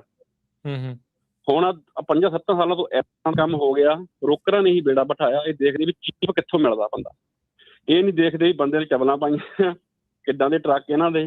ਸਾਨੂੰ ਬਹੁਤ ਲੋੜ ਮਿਲੇਗੀ, ਸਾਨੂੰ ਬਰੋਕਰ ਸ਼ਿਪਰ ਆਪ ਰੈਫਰ ਕਰਦਾ ਹੁੰਦਾ ਸੀ ਵੀ ਆਹੀ ਕੰਪਨੀ ਭੇਜਿਓ, ਟਰੱਕ ਟ੍ਰੇਲਰ ਇਹਨਾਂ ਦੇ ਸਾਫ਼ ਆ, ਹੋਰ ਬੰਦਾ ਨਾ ਭੇਜਿਓ। ਸਾਨੂੰ ਬਹੁਤ ਕੰਮ ਏਦਾਂ ਮਿਲਿਆ। ਪਰ ਹੁਣ ਬਰੋਕਰ ਦੇਖਦੇ ਆ ਵੀ ਚੀਪ ਮੈਨੂੰ ਕਿੱਥੋਂ ਹੋ ਰਿਹਾ। ਬਰੋਕਰ ਨੇ ਹੀ ਸਾਰਾ ਬੇੜਾ ਬਿਠਾਇਆ, ਚੀਪ ਕਰਦੇ ਨੇ ਇੰਨਾ ਤੱਕ ਸਾਡਾ ਕੰਮ ਸਾਰਾ ਪਹੁੰਚ ਗਿਆ ਜੀ। ਥੈਂਕ ਯੂ ਵੀਰ ਜੀ। ਓਕੇ ਜੀ, ਧੰਨਵਾਦ ਸਾਰਿਆਂ ਨੂੰ ਜੀ। ਥੈਂਕ ਯੂ ਜੀ। ਜਿਹੜੀ ਰਾਜਕਰਨ ਜਿਹੜੀ ਲੌਗਬੁੱਕ ਵਾਲੀ ਗੱਲ ਹੈ ਨਾ, ਮੈਂ ਇੱਕ ਚੀਜ਼ ਹੋਰ ਦੱਸ ਦਿਆਂ। ਇਸ ਵੇਲੇ ਜਿਹੜੀ ਦੇਖਣ 'ਚ ਆ ਰਹੀ ਆ ਹੁਣ, ਜਿਹੜੀ ਨਿਊਜ਼ ਮਿਲ ਰਹੀ ਆ ਜਾਂ ਵੀਡੀਓਜ਼ ਆ ਰਹੀਆਂ ਜਾਂ ਕਾਫੀ ਕੁਛ ਹੋ ਰਿਹਾ, ਉਹਦੇ ਨਾਲ ਇਹ ਪਤਾ ਲੱਗ ਰਿਹਾ ਕਿ ਇਸ ਵੇਲੇ ਬਹੁਤ ਜਿਹੜੀਆਂ ਸਟੇਟਸ ਹੈਗੀਆਂ ਉਹਨਾਂ ਦੇ ਵਿੱਚ ਇੱਕ ਜਿਹੜਾ ਲਾਇਸੈਂਸ ਪਲੇਟ ਰੀਡਰ ਕੈਮਰਾਜ਼ ਹੈਗੇ ਆ, ਉਹ ਲੱਗ ਰਹੇ ਹੈਗੇ ਆ। ਬਹੁਤ ਸਟੇਟਸ ਦੇ ਜਿਹੜੇ ਸਕੇਲਸ ਹੈਗੇ ਆ ਉਹ ਇਹ ਡਿਪਲੋਏ ਕਰ ਰਹੇ ਹੈਗੇ ਆ। ਤੇ ਜਦੋਂ ਤੁਹਾਨੂੰ ਜਿਹੜੀਆਂ ਕਾਫੀ ਸਟੇਟਸ ਜਿਹੜੀਆਂ ਕੋਆਰਡੀਨੇਟ ਕਰ ਰਹੀਆਂ ਇਸ ਮਾਮਲੇ ਦੇ ਵਿੱਚ, ਜਦੋਂ ਉਹ ਤੁਹਾਨੂੰ ਇਹ ਦੇਖਦੇ ਆ ਕਿ ਸਕੇਲ ਦੇ ਉੱਤੇ ਤੁਹਾਡਾ ਐਸ ਫਲਾਨੀ ਸਕੇਲ ਦੇ ਉੱਤੋਂ ਟਰੱਕ ਇਸ ਵੇਲੇ ਨਿਕਲਿਆ, ਉਹਦੀ ਫੋਟੋ ਖਿੱਚੀ ਆ, ਉਹਦੀ ਲਾਇਸੈਂਸ ਪਲੇਟ ਆ, ਤੇ ਤੁਹਾਡੀ ELD ਤੇ ਉਹ ਸ਼ੋਅ ਕਰ ਰਿਹਾ ਕਿ ਤੁਸੀਂ ਕਿਸੇ ਹੋਰ ਸਟੇਟ ਦੇ ਵਿੱਚ ਸਲੀਪ 'ਚ ਆ, ਪਰ ਤੁਹਾਡਾ ਟਰੱਕ ਜਿਹੜਾ ਉਹ ਦੂਜੀ ਕਿਸੇ ਸਟੇਟ ਦੇ ਵਿੱਚੋਂ ਉਸ ਵੇਲੇ ਲੰਘ ਰਿਹਾ ਹੈਗਾ, ਡਰਾਈਵ ਕਰ ਰਹੇ ਹੈਗੇ ਆ। ਸੋ ਇਹ ਜਿਹੜੀ ELD ਵਾਲਾ ਜਿਹੜਾ ਮਸਲਾ ਇਦਾਂ ਦਾ ਇੱਧਰ ਉੱਧਰ ਕਰਨ ਦਾ ਨਾ, ਇਹ ਵੀ ਬੜੇ ਮਤਲਬ ਕਿ ਤਗੜੇ ਢੰਗ ਦੇ ਨਾਲ ਇਸ ਵੇਲੇ ਜਿਹੜਾ ਆ ਫੜ ਹੋ ਜਾਣੇ ਹੁਣ। ਹਾਂ ਇਹ ਟੈਕਲ ਕੇ, ਔਰ ਫਿਰ ਪਤਾ ਕੀ ਆ ਰਾਜਕਰਨ, ਇਹ ਕ੍ਰਿਮੀਨਲ ਚਾਰजेस ਫਿਰ ਆਉਂਦੇ ਆ ਉੱਤੇ। ਸੋ ਕ੍ਰਿਮੀਨਲ ਇੰਟਰਸਟੇਟ ਕਾਮਰਸ ਦਾ ਫਰਾਡ, ਇਹ ਫੈਡਰਲ ਫੈਲਨੀ ਆ। ਇਹ ਮਤਲਬ ਇੱਕ ਹੁੰਦੇ ਨਾ ਵੀ ਸਟੇਟ ਫੈਲਨੀ ਲੱਗ ਗਈ ਹੈ ਜਾਂ ਸਟੇਟ ਚਾਰजेस ਆ, ਇਸ ਤੋਂ ਫੈਡਰਲ ਚਾਰजेस ਉਹ ਫਿਰ ਜ਼ਿਆਦਾ ਦੂਰ ਤੱਕ ਜਿਹੜਾ ਜਾਂਦੇ ਨਹੀਂ। ਹੁਣ ਤਾਂ ਵਾਕਈ ਆ, ਹੁਣ ਤਾਂ ਕੋਈ ਸੌਖਾ ਆ, ਹੁਣ ਤਾਂ AI ਸਾਰਿਆਂ ਦੇ ਕੋਲ ਹੈਗੀ ਆ। ਉਹਨਾਂ ਨੇ ਦੇਖ ਲੈਣਾ, ਅੱਛਾ ਤੂੰ ਇਧਰੋਂ ਕੈਲੀਫੋਰਨੀਆ ਤੋਂ ਇੰਨੇ ਵਜੇ ਨਿਕਲਿਆ ਸੀ, ਨਵਾਡਾ ਇੰਨੇ ਚਿਰ 'ਚ ਤੂੰ ਪਾਰ ਕਰ ਨਹੀਂ ਸਕਦਾ, ਵੀ ਜਿੱਦਾਂ ਤੂੰ ਦੱਸੀ ਜਾਂਦਾ ਆ ਵੀ ਇਹ ਹੋ ਨਹੀਂ ਸਕਦਾ। ਰਾਜਕਰਨ, ਮੈਂ ਤੈਨੂੰ ਦੱਸਦਾ ਨਾ ਕਿ ਮੈਂ ਇੱਕ ਵਾਰੀ ਮੇਰੇ ਨਾਲ ਏਦਾਂ ਹੋਈ ਸੀਗੀ ਕਿ ਮੈਂ ਇੱਕ ਸਕੇਲ ਤੋਂ ਮੇਰੀ ਇਨਸਪੈਕਸ਼ਨ ਹੋਈ ਤੇ ਮੈਂ ਅਨਲੋਡਿੰਗ ਜਾ ਕੇ ਇੱਕ ਜਿਹੜੀ ਆ ਉਹ ਦਿਖਾਤੀ, ਤੇ ਵਾਪਸ ਜਦੋਂ ਦੂਜੇ ਗੇੜੇ ਗਿਆ, ਖਾਸ ਕਰਕੇ ਜਿਹੜੀ ਓਰੇਗਨ ਤੇ ਵਾਸ਼ਿੰਗਟਨ ਸਟੇਟ ਹੈਗੀ ਆ, ਇਹ ਬਹੁਤ ਸਟ੍ਰਿਕਟ ਹੈਗੇ ਆ। ਸੋ ਉਹਨੇ ਮੇਰੀ ਲਾਸਟ ਵੀਕ ਵਾਲੀ ਜਿਹੜੀ ਪੇਪਰ ਲੌਗਬੁੱਕ ਬਣਾਈ ਸੀ ਉਹ ਦੇਖੀ, ਤੇ ਮੈਨੂੰ ਕਹਿੰਦਾ ਵੀ ਆਹ ਦੇਖ ਬਈ, ਆਹ ਤੇਰਾ ਤੂੰ ਪਿਛਲੇ ਵੀਕ ਤੇਰੀ ਇਨਸਪੈਕਸ਼ਨ ਹੋਈ ਆ ਵੀਡ ਸਕੇਲ ਤੇ ਤੂੰ ਸੈਕਰਾਮੈਂਟੋ ਲੋਡ ਇੰਨੇ ਵਜੇ ਲਾਤਾ, ਠੀਕ ਹੈ। ਮੈਂ ਕਿਹਾ ਹਾਂਜੀ। ਕਹਿੰਦਾ ਹੁਣ ਆਪਾਂ ਇਹਦੇ ਮੀਲ ਗਿਣ ਲਾ ਤੇ ਜਿੰਨੇ ਘੰਟੇ ਤੂੰ ਲਾਇਆ ਉਹ ਗਿਣ ਲਾ। ਕਹਿੰਦਾ ਤੇਰੀ ਸਪੀਡ ਬਣਦੀ ਆ ਮੇਰੇ ਖਿਆਲ 67 ਕੇ ਕੁਛ ਹੈ ਨਾ, ਠੀਕ ਆ। ਮੈਨੂੰ ਕਹਿੰਦਾ ਵੀ 2 ਟਿਕਟਾਂ ਤੂੰ ਪਸੰਦ ਕਰ ਲੈ ਕਿਹੜੀ ਚਾਹੀਦੀ ਹੈ। ਕਿਹੜੀ ਲਈ? ਮੈਂ 97 ਤੇ ਸਕੇਲ ਹੈ ਜਿਹੜੀ ਓਰੇਗਨ ਦੇ ਵਿੱਚ, ਮੈਨੂੰ ਕਹਿੰਦਾ ਵੀ ਪਸੰਦ ਕਰ ਲੈ ਕਿਹੜੀ ਚਾਹੀਦੀ। ਮੈਂ ਕਿਉਂ, ਕੀ ਹੋਇਆ? ਕਹਿੰਦਾ ਦੇਖ, ਜਾਂ ਤਾਂ ਤੂੰ ਕਹਿ ਮੰਨ ਲਾ ਵੀ ਤੂੰ ਸਪੀਡਿੰਗ ਕੀਤੀ ਆ, ਠੀਕ ਆ, ਜਾਂ ਤੂੰ ਲੌਗਬੁੱਕ ਗਲਤ ਬਣਾਈ ਆ। ਸੋ ਦੋਨਾਂ ਚੋਂ ਇੱਕ ਤਾਂ ਤੈਨੂੰ ਲੈਣੀ ਹੈ, ਟਿਕਟ ਦੇਣੀ ਆ, ਸੋ ਜਿਹੜੀ ਮਰਜ਼ੀ ਲੈ ਲਾ, ਹੈ ਨਾ। ਤੇ ਉਹ ਮਤਲਬ ਗੱਲ ਕਹਿਣ ਦੀ ਆ ਕਿ ਇਹ ਜਿਹੜੀ ਚੀਜ਼ ਆ ਨਾ, ਜਿਹੜੀ ਇੱਕ ਆਪਣੇ ਕਮੈਂਟ ਵੀ ਲਿਖ ਰਹੇ ਹੈਗੇ ਆ ਕਿ ਸਕੇਲ ਤੇ ਜਿਹੜੇ ਆ ਉਹ ਸ਼ਿਪਰ ਨੂੰ ਲੋਡਿੰਗ ਟਾਈਮ ਕਨਫਰਮ ਕਰੋ। ਜਿਹੜੀ ਓਰੇਗਨ ਸਟੇਟ ਆ ਤੇ ਵਾਸ਼ਿੰਗਟਨ ਸਟੇਟ ਆ, ਇਹ ਆਲਮੋਸਟ ਦੋਨੋਂ ਸਟੇਟਾਂ ਕੋਆਰਡੀਨੇਟ ਆਪਸ ਚ ਵੀ ਕਰਦੀਆਂ, ਤੇ ਇਹ ਸ਼ਿਪਰ ਨੂੰ ਕਾਲ ਕਰ ਲੈਂਦੇ ਆ, ਰਿਸੀਵਰ ਨੂੰ ਕਾਲ ਕਰ ਲੈਂਦੇ ਵੀ ਤੁਹਾਡੇ ਕੋਲ ਟਰੱਕ ਕਿੰਨੇ ਵਜੇ ਆਇਆ ਸੀਗਾ, ਕਿੰਨੇ ਵਜੇ ਗਿਆ, ਕਿੰਨੇ ਵਜੇ ਲੱਦਿਆ ਤੁਸੀਂ।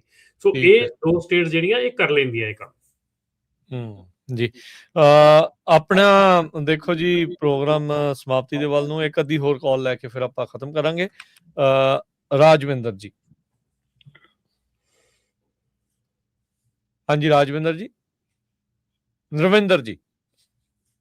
ਹਾਂਜੀ, ਸਤਿ ਸ਼੍ਰੀ ਅਕਾਲ ਜੀ। ਸਤਿ ਸ਼੍ਰੀ ਅਕਾਲ ਜੀ ਸਾਰਿਆਂ ਨੂੰ, ਸਤਿ ਸ਼੍ਰੀ ਅਕਾਲ। ਬੜੇ ਪਿਆਰ ਭਰੀ। ਬਾਕੀ ਪ੍ਰੋਗਰਾਮ ਬਹੁਤ ਚਿਰਾਂ ਤੋਂ ਸੁਣਦੇ ਆ, ਇੰਨਾ ਵਧੀਆ ਪ੍ਰੋਗਰਾਮ, ਇੰਨਾ ਵਧੀਆ ਦੱਸਦੇ ਆ, ਜਿੰਨੀ ਤਾਰੀਫ ਕਰ ਲਈਏ ਉਨੀ ਥੋੜੀ ਆ।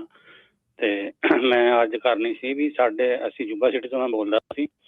ਇੱਥੇ 20 ਜੁਲਾਈ ਤੋਂ ਪਹਿਲਾਂ ਇੱਕ ਵਾਰ 2-3 ਦਿਨ ਪਹਿਲਾਂ ਆਪਣੇ 2-3 ਜਾੜਾਂ ਚੋਂ ਟਰੱਕਾਂ ਦੇ ਪਿਛਲੇ ਪਾਸੇ ਉਹਨਾਂ ਨੇ ਲੋਕ ਤੋੜੇ ਔਰ ਸੀਲਾਂ ਤੋੜੀਆਂ, ਰੋਡ ਚੈੱਕ ਕੀਤੇ ਰਾਤ ਨੂੰ, ਤੇ ਬੰਦਿਆਂ ਦਾ ਪਤਾ ਨਹੀਂ ਲੱਗਿਆ।